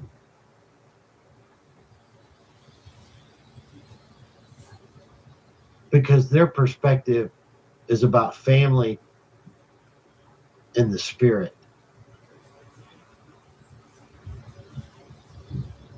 And when that's your focus, you don't need anything to be happy. You don't need anything to have joy because you got everything. It's like, what do you think if they were to EMP the fucking planet? How long do you think society would last? Wouldn't. Honestly, they did studies within a week, about half the people would kill the other half of the people within a week. So just imagine, because now what we're saying is if we EMP'd the planet, that means no electronics, no. Okay, we are about an hour, you guys. 58 minutes and 30 seconds. So we're about 58 minutes left. Home stretch, the last hour of Intel for today. Oh, nothing works. We're back to the freaking old. If you don't know how to hunt, fish, skin, feed, and take care of yourself and your family, because there will be nobody doing it for you. If that was to happen, then you're either going to be a solution or you're going to be the problem. And the problem gets eliminated pretty quick.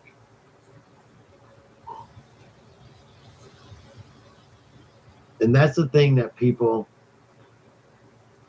really don't grasp, is that how close you were, honestly, to losing everything. I wish I could say more, but I can't. And you know about this as well. Lieutenant Colonel. And you can speak to it as well. I don't want to be the only one here on my soapbox, so but it's the fucking truth. Yeah. No, that was outstanding, Captain. And you nailed so many good points. And the first one that hit me was choice. Every day's a choice, folks. You know that. We know that. I mean, I have my moments. The captain has his moments. Kelly has her moments. But every day's a choice on how you. Last night, case in point. One of my daughters, it's her turn to do the dishes. She's got a ton of math work to do. She's already done a day's homeschooling, and she's plowing well into the night to get some mathematics work done. They're very diligent students. They're extraordinary young ladies. They really are, the two daughters. And she had that look on her face. You know, she just knew she had to do the dishes. She has other work to do. And it's just going to be one of those nights. And I was up to my neck in work as well. I've got a 21-part series that I'm producing on the rebirth of a great nation, examining what we need to do to create the country we want. And I looked at her face and I said, and I did my silly dad walk. You know, every dad knows a part of his job is to be the goose that the children can laugh at, right? So I did my silly dad walk around the kitchen. And I said, I'll give you a hand. I've got your back. I've got you covered. And she looked up. She said, no, Dad, please. I know you're busy. I'm never too busy for you. You're more important than this stuff. And I just started doing the dishes. And she prefers to dry. I prefer to wash. And we did about 15, 20 minutes. The whole kitchen's done, including the backboard of the stove top's been cleaned. Everything's been done. And we're laughing and we're remembering funny stories from the past. And I'd forgotten most of them. But that 20 minutes was now a fantastic memory. And we remembered a story. And this is how silly it gets, but it was so funny. I bought the kids some dice, colored dice. And there were these green 5 dice for one of the daughters. And the dog ate one of the dice. And this is some months ago. And, that's a moment of sadness. No big deal, but he ate the die. Anyway, we're at the beach a couple of days later. And he decides to relieve himself in the beach. And we're cleaning up. That's what I was going to say. He's going to come back. Yeah, it came back again, right? There's the die sitting in a pile of dog feces. And the daughter's sort of like, oh, she's repelled by it. We're laughing, but we're happy because we've got the die back. You know, it depends on how you want to look at it. You've got a die covered in shit or you've got your die back. Which way do you want to look at it? Anyway, so she sort of picks it up in a handful of sand and takes it down to the water so it'll wash itself.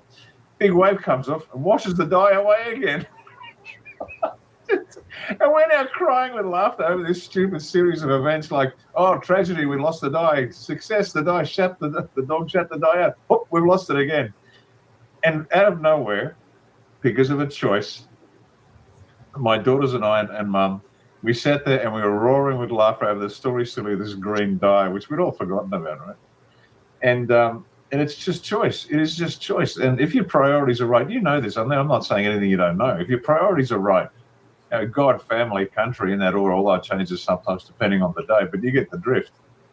It's a choice. We could have had that miserable night. She was cranky. She was up till midnight doing her maths, and she was sad because she lost all that time doing the dishes. I'm like, hey, no.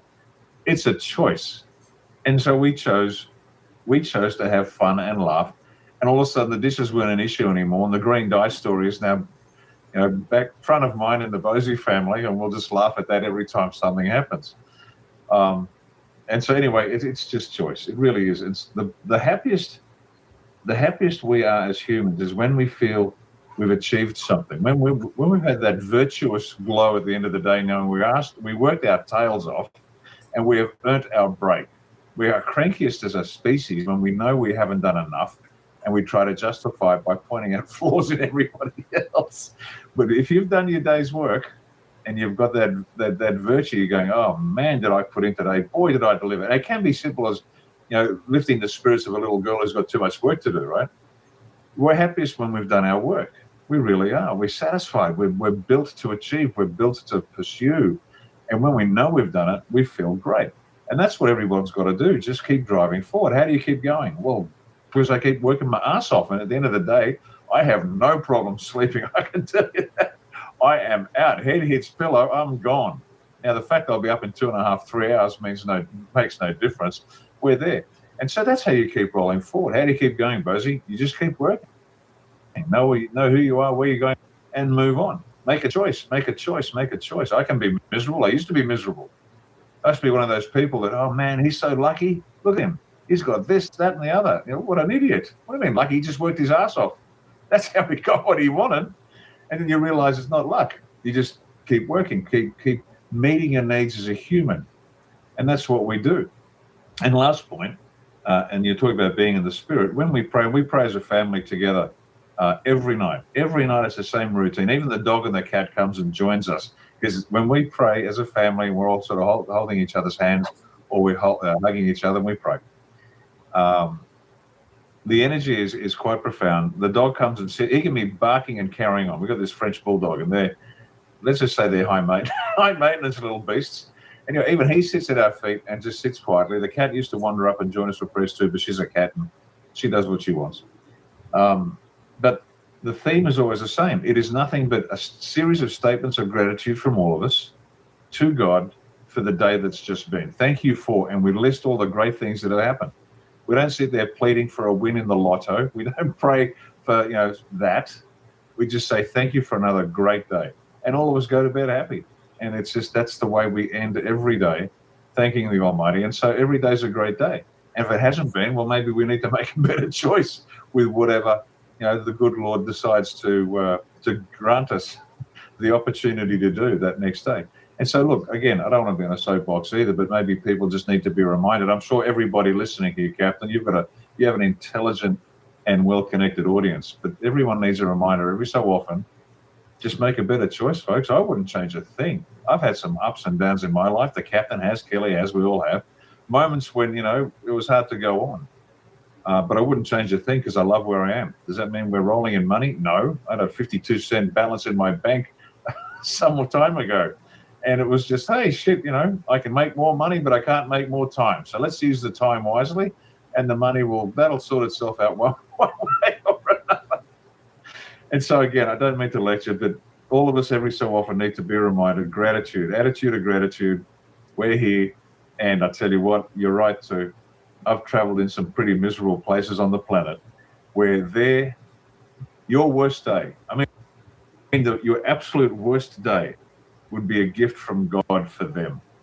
Whether it's the jungles of Papua New Guinea, the deserts of the Middle East, the jungles it doesn't matter.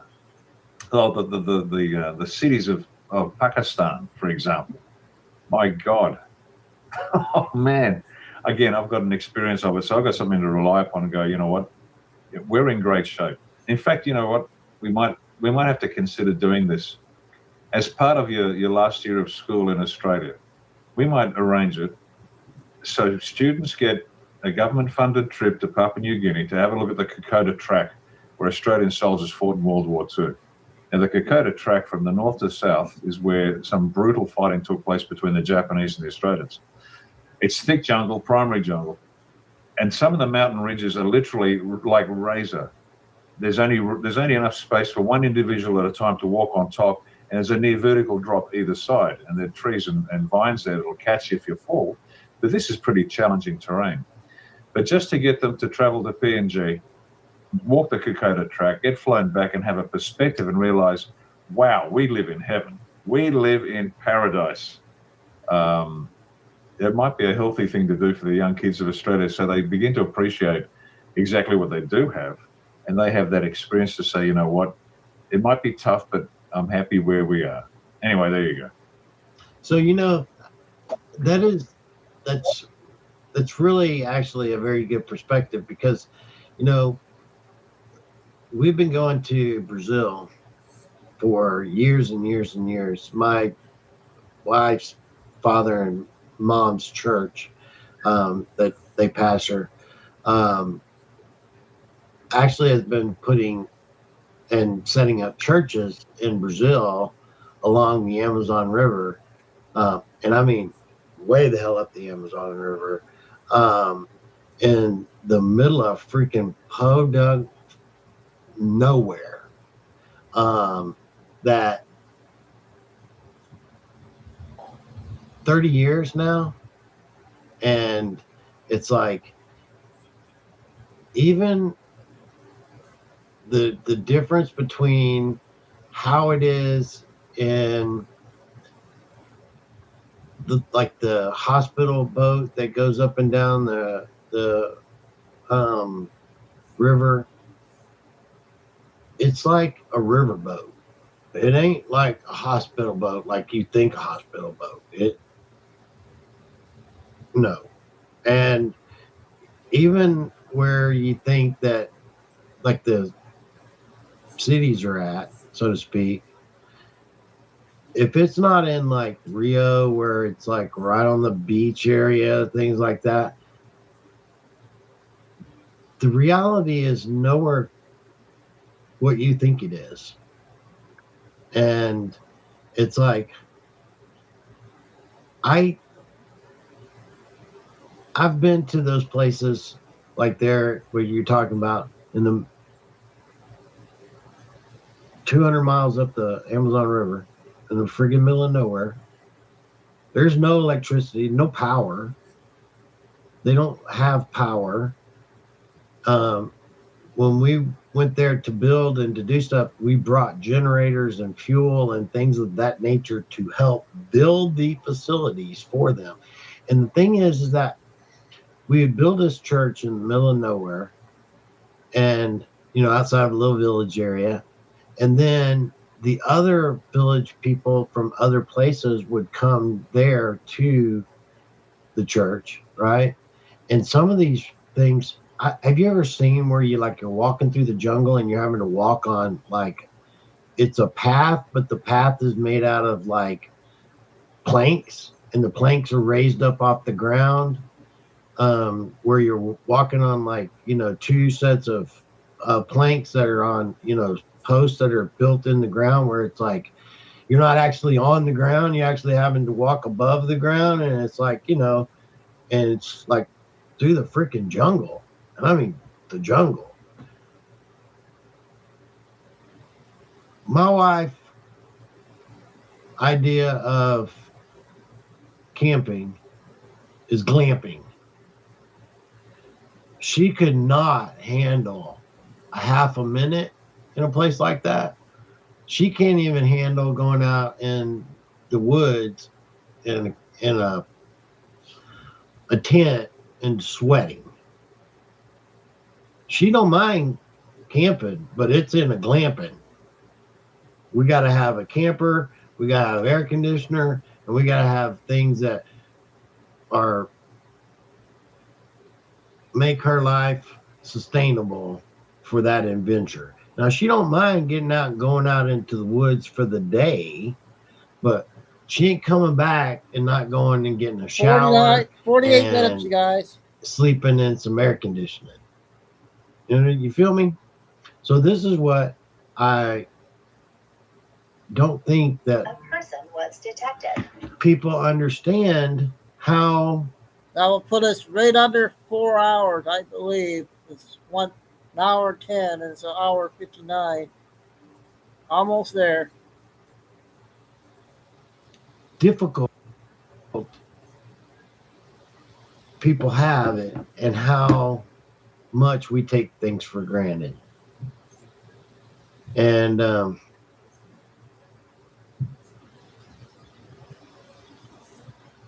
we all have so much to be thankful for and to be grateful. And that's just what I want people to begin to focus on, to really, truly look at those things in which you have to be thankful for each and every day. And the people that are doing things for you and for us and for this country and for the world. And they're getting up doing it every single day. It's important. When you see a soldier, make sure you thank that soldier. You see an ex-serviceman, thank him for his service. I always because do that. He did something for all of us. And I found out today my second nephew, the one that goes up to the front line, he's getting deported here shortly to, he has to go to England for 9 months. It's going to be a long one for him. But my other one, the pilot should be getting out in February. It's important. It really is. Kelly, do you have some questions? Yes, of course.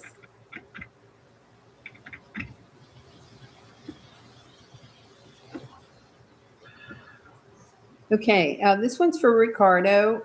When do you think we'll start seeing the exposure of all this in Australia, MSM? The corruption among our political class, the level of migration, everything else that's happening to our country. I still have family who are so convinced it's all just conspiracy theories and lies. I'm honestly starting to lose hope that they'll ever see the truth. I'm convinced they have PDS. How soon do you think we will see Australia's financial system change? As it recently came to light, NAB has a two-tier financial system, Muslim versus everyone else. Okay, a couple of questions there. Not everyone's going to get it. Just accept the fact that some won't. That's just the way people are. They get to make a choice. They can either face reality or not. In terms of when's it going to start, it's already well and truly underway. We are seeing the resignations some years ago of chief executives around the world, and in Australia now, we've seen the resignation of political leaders.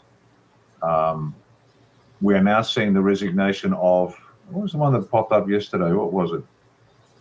The Brisbane City Council. Brisbane is the capital city of Queensland, the northeast, that large northeast state in Australia. And the Gold Coast Council. Gold Coast is one of the most magnificent beaches in the world, in the south or east corner of Queensland. And he unexpectedly resigned. Now, what this, to whoever's asking the question, just dive into these people who are unexpectedly resigning, or they want to spend more time for health and family reasons and things like that. And just track all these individuals. These, without a doubt, these people are corrupt, as guilty as sin, and they've been caught out, and they are now being cleaned out. Now, to be the mayor of Gold Coast Council, you've got to be Masonic filth, and you've got to be pretty dirty to get that job, because it's a plum job for those sorts of people. And remember that most positions of authority in this country are controlled by the Masons. And the numbers, if you haven't heard them, we got a population of about 27 million. Take out 10 million for children, that leaves 17 million. Of the 17 million, 15 million are probably Masons and controlled by Masons. So let me give you an example there. You know, what do you call them? Truckers. We call them truckies. They constantly remind us, we can bring the country to a standstill. You've got to respect us. And then you got the farmers. We're the farmers. We grow the food. You've got to respect us. You know, these are people, the only ones that think they work for a living. Well, the National Farmers Federation and the Transport Workers Union, TWU, they're filthy, corrupted Masonic organisations that control the farmers, control the truckies. Now, to give you an example, the truckies had the opportunity to bring the country to a standstill during COVID, but they didn't. Why? Because somebody negotiated another $1.75 an hour. So for a $7.75 an hour, the so-called truckie heroes of this nation, which they aren't, they could have brought the country to a standstill, but they didn't. They were paid off through this Masonic link. And all these Masonic links are now being flushed out. These people are being flushed out, and the truth is being revealed about them. Now, do I hate unions? No, the unions are really great because they need to protect workers. Why? Because there are bad bosses out there and vice versa. But the fact is this country is run wholly and solely by Masonic filth. Now, your relatives might not get it, ever. There's nothing you can do about it. When is it coming out? It started a long time ago. Just watch the news and actually just start taking note of how many people are rotating through the doors. Watch the newsreaders. There's one particular odious female on one of the commercial channels who was quite belligerent during COVID for anybody who challenged it, including politicians that actually had the temerity to get on the screen and say, look, I think there's something wrong here. And this airhead that knows nothing about other than reading the teleprompter in front of her, that same individual is now telling the exact opposite. And we've seen this before too. What happens is trusted faces that have been lying to you for decades have to be the same faces that now give you a completely opposite narrative. So if you pay attention, you'll find plenty of evidence, at least for yourself, to keep yourself going, to keep the faith, to understand that things are damn so close. And I know we've said this for a long time. And to be fair, the White House used us a little bit, because if we kept saying it was close and then the bad guys thought it was close, it would keep them unstable. That's just the way wars work. You've got to use the assets you got the way you've got to use them. And did they tell us the truth all the time? Absolutely not. Were we played in order to achieve a larger objective? Yes. Welcome to warfare. That's how it works. But right now, we're so close, it's not funny. The names are coming out thick and fast. Another example of, here's where the protection, evidence that the Masonic protection is gone, and hard evidence. We had probably Australia's most influential, one of two most influential radio broadcasters in the country, Alan Jones. He's a pedophile. He was at one of Australia's most elite schools, and he used to groom the boys at that school. And of course, they kept it quiet because they didn't want anybody to know that this guy was a problem. This guy's an out-and-out pedophile. He's a sicko. His name's Alan Jones. Now, sue me, Alan. I don't give a fuck. We know what you are and who you are. Anyway, he's being charged with all sorts of crimes against men, boys, inappropriately, underage, above age, didn't make any difference. But he was so powerful, and the Masonic cover protected him for decades. The fact that he's being charged, the fact that the judge has now lifted the suppression order on the details of the charges, and it's now getting into the mainstream media, this is a shock to the Masonic system. How can Alan Jones, this super uber protected sicko pedophile who's been protected by the Masonic filth for decades, untouchable, absolutely untouchable, now he's being charged, the facts are coming out, and it's on the mainstream media. This is hard evidence that the Masonic protection is gone. You want evidence that the world's coming to an end here? That's why the Masons are now literally shaking in their boots, because they know there's going to be a knock at the door, and it's not going to be a soft knock. The soft knock is, excuse me, we've got some words with you. The hard knock is the door gets kicked in and there's a 9mm in their face. The Masons, the highest level Masons in this country that ran this joint, their protection is gone, and evidence of all of these high level profiles, and there's some very likable and popular names, I'm not going to mention them, but the fact that they've been incarcerated for various crimes and misdemeanors, it's evidence that their protection is gone too, because you don't get to the top in this country unless you're a Mason. And the fact that these top individuals in also all walks of life, business, politics, the arts, you name it, they're getting arrested and it's being made public, means that the protection is gone. The Masonic protection is gone. I'm going to say it again so you are clear. That is terrifying all the other Masons out there, because that's how this system works. Everybody got away with everything. There were never any consequences to any actions. But now that the big names, the biggest names are going down, it's not, oh, it's not fair, he's such a nice chap. No. It's a message to the rest of the Masons, your cover's gone, your cover's blown, we're coming for you. And they are literally sitting in their houses of a nighttime, terrified of a knock on the door, because they know they're about to go down. Because all those people above them that are higher level of Masonic protection, if they're going down, the rest are all up for grabs. So that's the best I can describe it in terms of, if you read the tea leaves, you'll see it. If your relatives don't want to go for it, let it go. You won't convince them. Just keep the faith yourself. Know that we're very close and the world's about to come tumbling down on this country, Australia. I can't wait. I cannot wait. I'm tired of watching these frauds who advance through membership, not through merit, being shown off what they are. They are just absolute frauds. Their wealth, which are proceeds of crime, will be removed from them. They won't be able to transfer funds. Their stock portfolios just evaporate. Their property portfolio is no longer in their name. Everything, every little criminal act they undertook, every time they supported something that was nefarious and they got paid off, all disappearing. And there's nothing they can do. They're not going to advertise it, but they know, and they are literally terrified. As recently as last night, we got some communications about some people, and there are at least 3, I can't give you much more detail than that, 3 that we know of that received visits last night, and they all talk. All the Masons talk. There's the tom-toms, the jungle drums were beating last night, and they all talk, and all of a sudden word got out. The 3 of them went down, and the rest of them are now terrified. They're literally sitting in their homes, physically afraid to leave the house. because they know it's coming. Now, that's the best I can do for you, but as far as your family's concerned, don't worry about it. Keep the faith, get yourself ready, keep yourself nice, focus on what's important, don't worry about what's not important. You can make more money, you can't make more time. Lesson I learned a long time ago. Spend that time with your family and get ready for the golden age, which will be brilliant. Yeah, it's coming full force in time you cannot get back. Okay, here's another one from Wendy. Thank you, Captain Kyle, Kelly, and team, and Ricardo for your commitment to helping us navigate our way through this journey.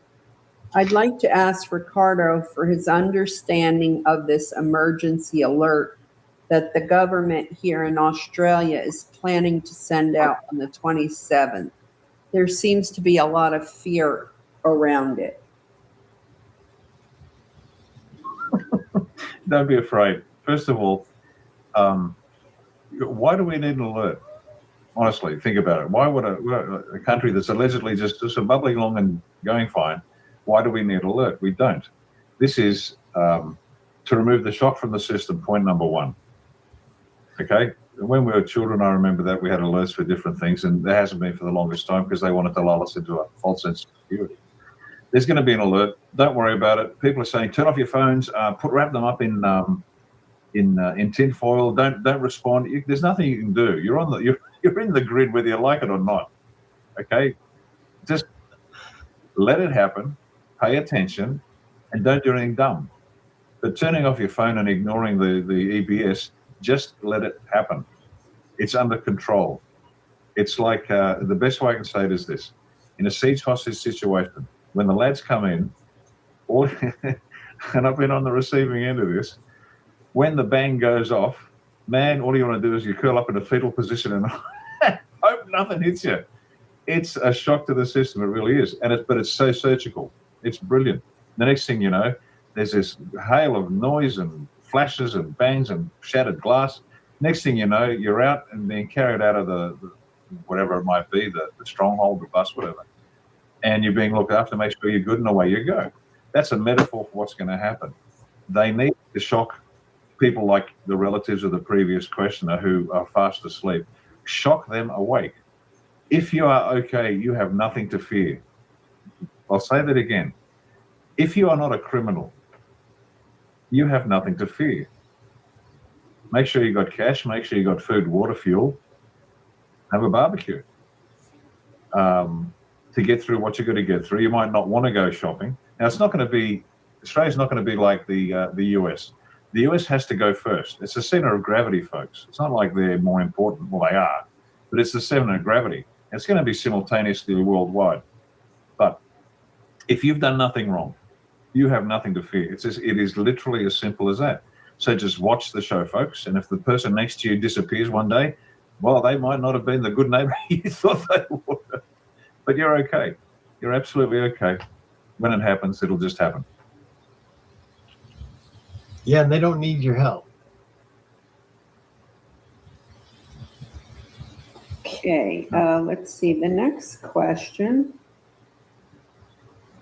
is from Amelia. Is Trump in the White House aware of all the pain and suffering as well as the drain on natural resources, water, land grabs through eminent domain, and noise just for data centers and rural communities who don't have the money to fight back? He says one thing and the tech oligarchs are doing another. Tulare, California, I guess that's where this person is from, Tulare, California. So let me put that into perspective for you, because the funny thing is that they're going into all of these data centers, right?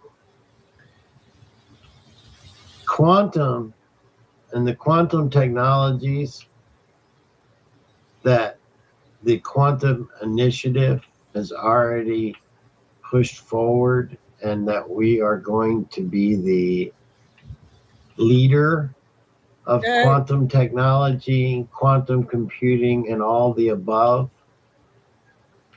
You don't need data centers. Don't need them at all. So a lot of those data centers that are being built, manufactured right now are never going to open up for what they were designed to actually do. And those individuals that put all their money into them are going to go bankrupt. So see, your focus is in the wrong area. The enemy is moving in one direction, but reality in the background is moving in another. So what you're doing is you're looking at reality for what it is, what is being shown to you. And this is where it's really, really difficult to be the head, which Trump is the head of the whole thing. He has to play the part of, you guys are doing so good and everything you're doing, I'm 100% behind you. And he knows they're corrupt as hell and that they're going in the wrong direction. But he is going to use them until they are used up, exposed, and then eliminated. And he's going to show you that directly to the public. And so I don't think you understand that quantum computing and the quantum doesn't use fucking hard drives. They don't. So you don't need a massive data center to become a quantum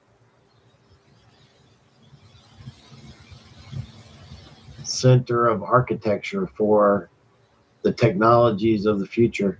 And they're going to happen faster than those buildings can ever be built, finished, and put online. So you can believe what they keep on showing you, or you can get in the closet, get out on your knees, and find out who your spirit truly can talk to get the answers about where we're headed. So, okay, here's another one from Dewey Oxburger. Under what circumstances would continuity of government be unwound and or ended?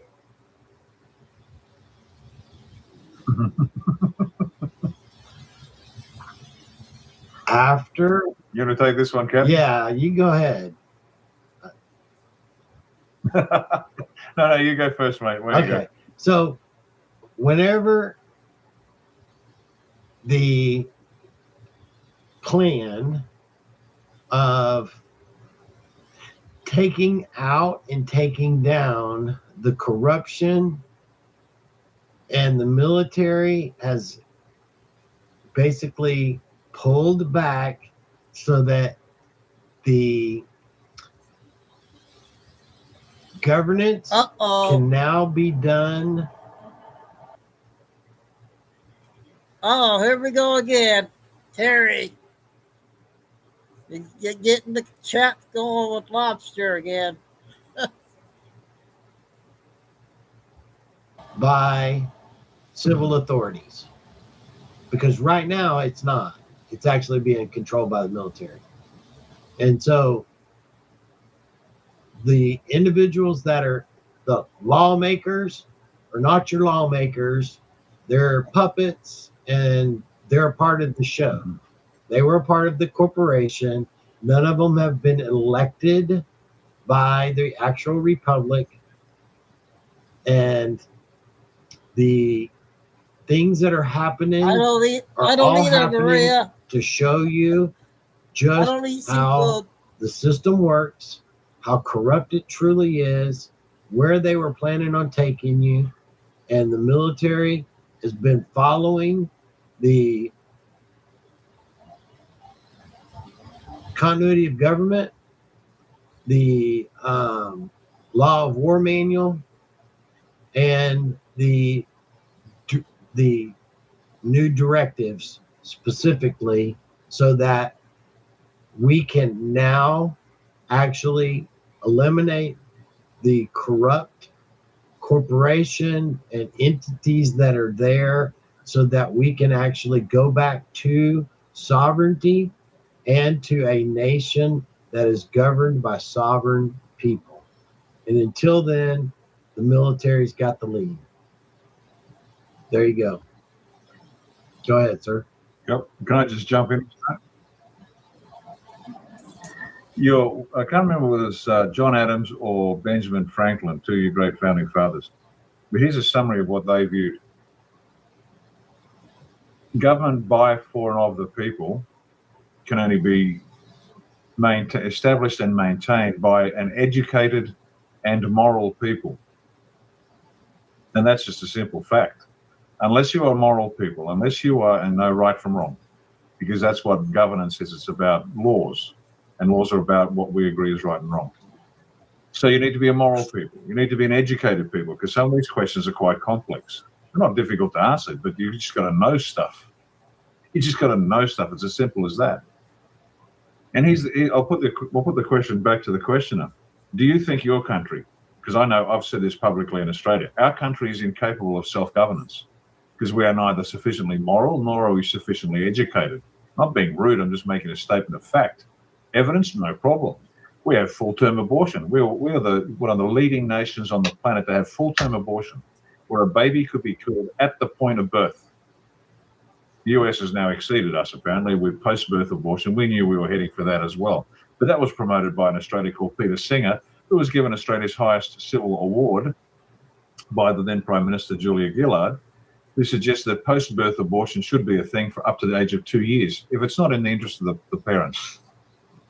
Now, you can be moral in every other respect, but if you're fucking killing babies, you're not a moral people. And if you do nothing about it when someone's killing babies, you're not a moral person, even if you disagree. So Australia is insufficiently moral to govern itself. Are we sufficiently educated? Absolutely not. We know nothing about civics. We don't know anything about being adults, let alone specific subjects. So everyone should ask themselves this question: is my country, let's get personal, am I moral enough and educated enough to contribute meaningfully to the governance of my country? And if you're honest, you'd probably say, I've got a bit of work to do. And evidence of that, well, that's why I'm doing a 21-part series on Rebirth of a Great Nation, where I break down the 19 elements of national power, put them through the prism of the 11 elements of the end state that we want for this country, driven by a two-pillar strategy of identity first, great power. That process, and I'm learning a heap while I'm doing this, and I'm shocked at how little I know about the things that we need to decide upon. Let me give you just a tiny example. I'm currently doing episode 9, Financial Resources as an Element of National Power. And the idea is to examine it to the point where we can actually design a constitution that gives us the authority to do what we need to do. And then I stumbled upon Tippin's disease. What's Tippin's dilemma? Well, I don't know. What's Tippin's dilemma? Apparently that's going to interfere with this program. So I have a look at it, and Tippin's dilemma is this: is if your country is providing the global reserve currency as the United States does, there is a small problem, because you've got to keep maintaining liquidity globally. Well, what does that mean? It means you're running a current account deficit every day of the bloody week as a nation. What does that mean? Well, that's counterproductive to reshoring manufacturing capacity in your country. Now, if anybody understood what I said, 10 out of 10, well done. But that's what we call a 15th, which is a very small part of something very big of what we need to know to govern our countries. Now, if you don't understand that, don't be ashamed. I didn't know about it till yesterday either, till I read about it. So let me put it back to the people of the planet. You want the military gone? I do. I don't want to live under a military Under 20 minutes, you guys. regime for the rest of my life. I did that for a quarter of a 20 minutes century. or less. I'm tired of saluting idiots and following orders I don't like. But it's necessary now until, I hate to be a little bit abrupt here, but like the captain, I'm sick and fucking tired of whining. You want the military gone? So do I.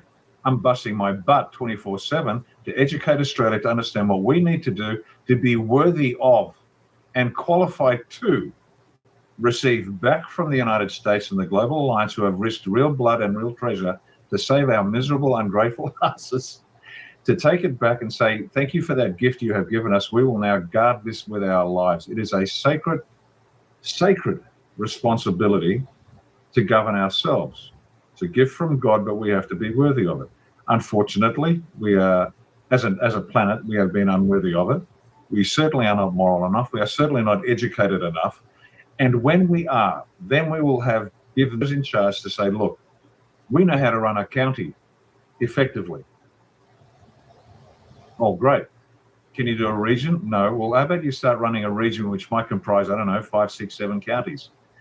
And then when you get the people, and I mean the people, not an elite, the people, when they are capable of running a region, then you got to learn how to run a state, an entire state, which might comprise a dozen regions. And then you've got to provide evidence, and you can run a modern 21st century constitutional republic as a nation state, the nation being the people, the state being the political apparatus that holds it all together.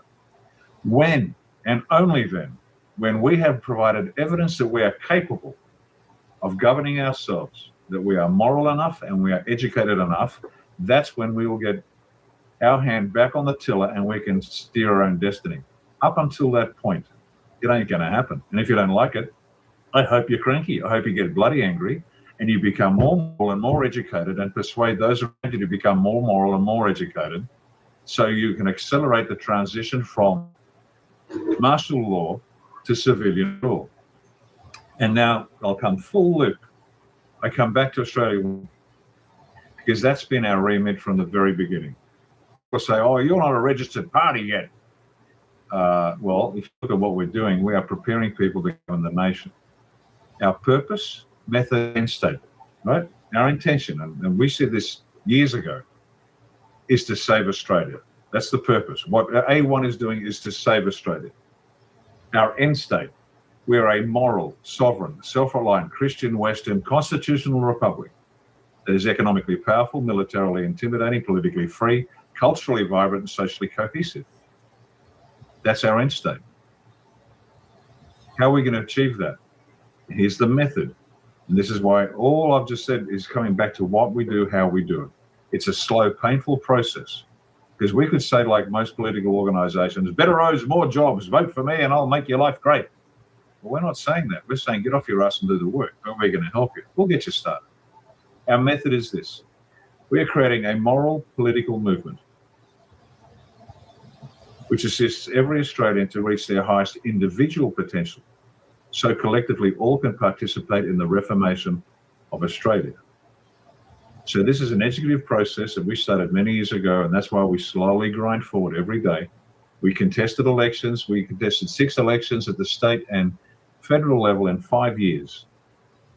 We provided evidence, hard evidence, of corrupted elections, corrupted election officials, systemic corruption across the country. We don't contest elections anymore because we don't need to. We know it's a farce. But this is all part of this educative process. And I'm sorry if I'm rattling on a bit, but just like the captain, it gets a bit wearying at times. I don't know how many times I need to say it, and I guess the answer is 1,000,000 times. Just like the Bible says 365 times, apparently, fear not. Well, I'll keep repeating myself until the day I die, and hopefully somebody will pick up the ball and run with it after I'm gone. But until the people are moral enough and educated enough, you're not worthy of self-governance. You don't give a child a rifle. You teach them how to use it. Same thing. So we will get it back, but it's up to us. It is entirely up to us. That's what people don't like. They want to get it back. I want to go back to the old world. It ain't happening. New world's going to be real different, folks. It's the new world is not going to be the old world with the bad guys gone, because we are all bad guys. We have all dropped the ball We've all failed in our responsibility to govern ourselves as individuals, to govern our families, to govern our communities, our towns, our regions, our states, and our nations. We just haven't. We've been watching football, rigged games by players. I think something like 60% are criminals. And you'll watch the NFL and say, isn't it great? The Green Bay Packers done it again, or whatever the team you follow. Folks, time to grow up. Time to step up. You want governance of your country? It's in your hands. It's all been an illusion on purpose. And the other part of that is that, you know, how many people even knew about so many things that have happened in just last 5 years, right? About the Constitution, about elections, and about just how the government is supposed to work, even though it hasn't been working. They've been giving us the school of hard knocks on the crash course of learning things that we should have been able to learn in government and civics and things like that in school, that they took away a long time ago intentionally. So you got to still learn it. You got to still understand how it works. And the only way to show you how it's supposed to work is show you how it's not working. And I mean show you. And that's how much it's actually happened over the years on just how messed up it is. And they talk about it over and over and over again. And people are starting to grasp some of the ways and means that things are supposed to actually operate, right? But it's all about self-governance. And if you can't understand how to govern your own self, then you sure as hell can't govern anybody else.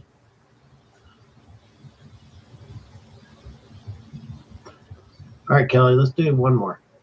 Okay. A second.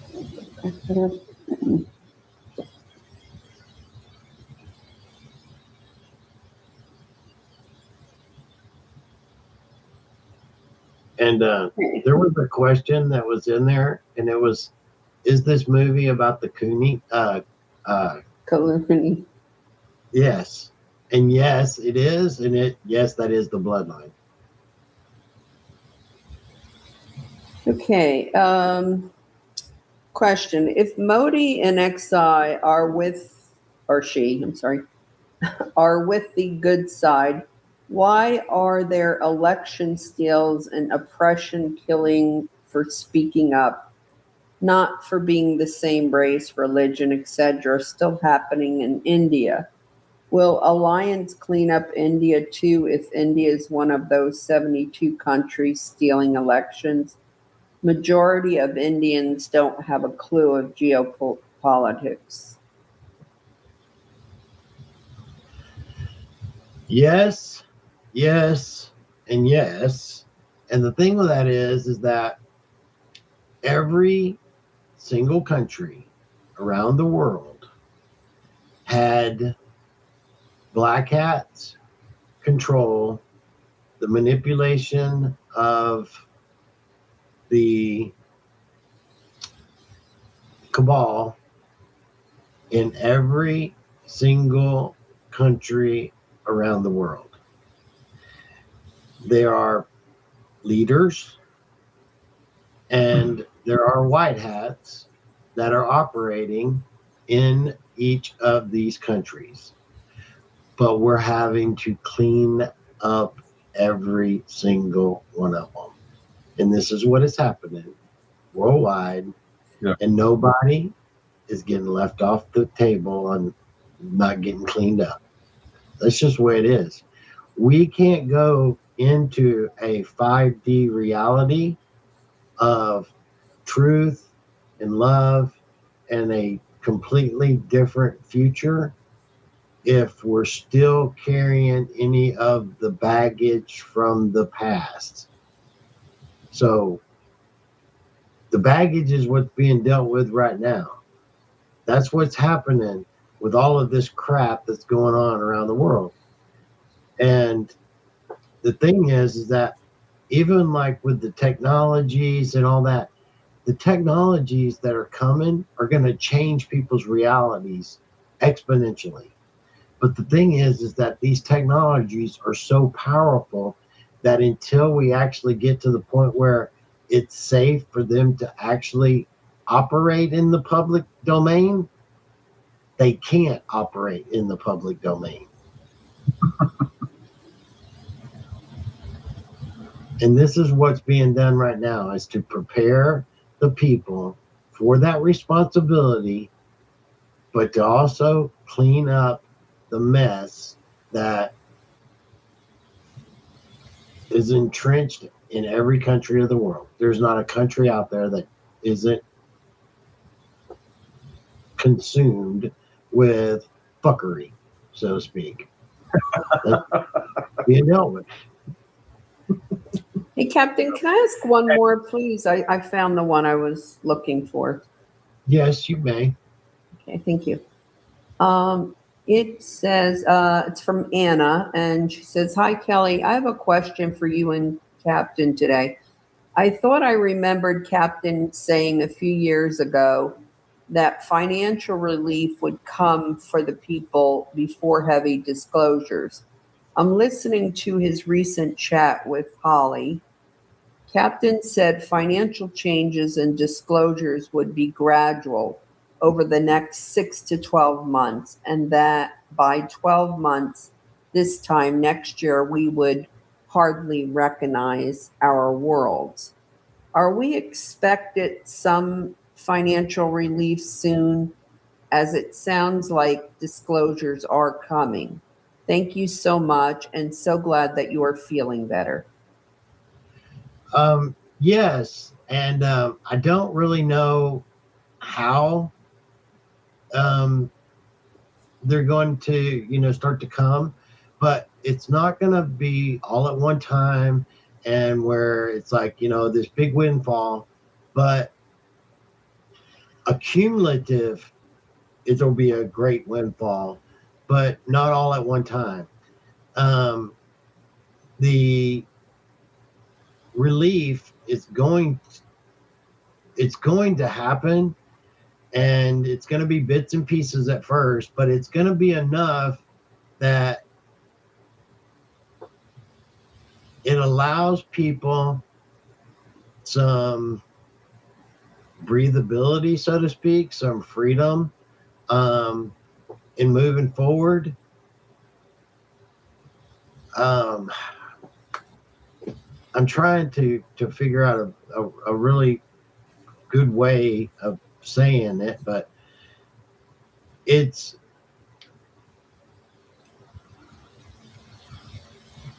before we get to the point where the disclosure is at its greatest and at the time in which you were going to need it the most, put it that way, you will be able to be finally have that burden taken off of your back to help deal with the emotional change that's going to come from dealing with that baggage that we're going to have to all deal with to get rid of. And so it's going to be a trek here. It's going to be difficult. I know people are struggling right now and so on and so forth, but just don't give up. Keep fighting, keep figuring out how to get from day to day. And one day you won't have to do that anymore. I just don't know what day that is. And I feel horrible about it. But it's coming. It is absolutely coming. Nothing can stop it. Actually, if you were to really look at the financial situation around the world, it is impossible for it to continue down the path it's on. We would be in complete destruction. That's how fucked up it is, honestly. And so if there wasn't the means of the backstop to replace the corrupted system that's there, we would all be doomed. But that's not the case. But we really, truly would be. That's how bad it really is. And that's how bad it's been being propped up and falsely presented to the world. It's really, really bad. And so if everyone was to get the full weight of exactly how bad it really is, people would be offing themselves already. I mean, that's how really bad it is. So you got to think about all of this stuff that's been going on and all that. It actually makes the crash of 87 and 89 look like preschooler stuff. But that's not what you're seeing actually happening in the world. Really, honestly. They're propping it up on purpose. And I'm talking about the White Hats. I'm propping it up on purpose so that they can crash it and replace it with the least amount of fallout across the board. Because if the Black Hats were in control, all of you'd be on the streets and eating absolutely whatever you could find. That's how much they care about this situation. But that's how bad it really is, too. What about this, Captain? One of the members sent me this from the deck clock, and it said the new alchemy turning paper into gold. And then it was saying paper to silver ratio now, paper to gold ratio now. And then above it, it says major Chinese banks are permanently ending retail paper, gold, and silver trading linked to Shanghai Gold Exchange. Key institutions implementing this shutdown include the Industrial and Commercial Bank of China, Postal Savings Bank of China, and Ping An Bank. It's not over, you guys. Yeah. So, Couple minutes. like I was saying, if you really, really knew how bad the corruption and financial collapse really is, if it wasn't being done with the White Hats controlling it and taking care of it in the way that they are, yeah, there's suffering and yeah, but it's not like it was in 2008, 2009, and people were losing their houses and everything was bad. I mean, it was bad. And we're not talking about just here, every country around the world. They've got it backstopped. And they're bringing it all down in a controlled demo to do the least amount of damage across the board to people. But that doesn't mean that doesn't mean shit to you if you are, about to be foreclosed on. That don't mean shit to you. And I understand that. Do what you have to do to get by. But in the future, even if you lost your house, lost your cars, lost your whatever, you will be able to replace them with better than you've ever had before.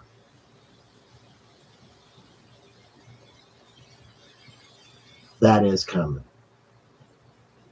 And it will be worth it because it will actually be something that is of real value and not something that's 7 cents on the dollar.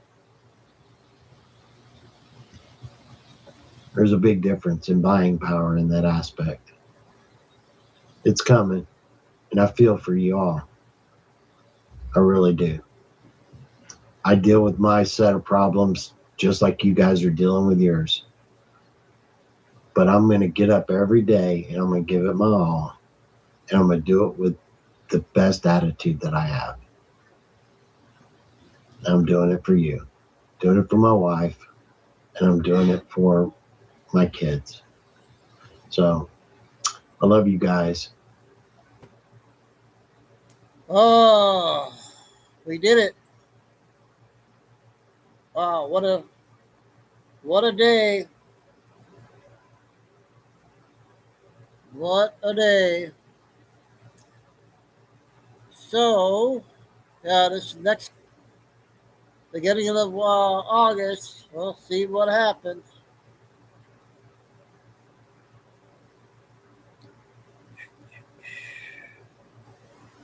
Hey, KK, Bella, Ariella. All right, let's see what happens. If any breaking news, and tomorrow it's not going to be around 4 or 5 unless I have to do a night one, but I'm not quite sure. Somewhere around there. It might be even 7 o'clock, so I don't know. I don't know yet. See how tired I am tomorrow. So everybody have a good Saturday remaining and tomorrow, and thanks, Mods. Okay, Lucy Carroll was at church, I think, tonight. I go. Tim. And our new name in chat. Welcome. Yep. God bless everybody. Love all. Please hit the like. And stay tuned if we get any breaking news. About the they say she's on today. Did you guys see me when I put that in the corner? When he said never give up? And signing off, Chico and Dude, and the newest family member with K, Bella, Ariella. We'll see you sometime tomorrow, you guys.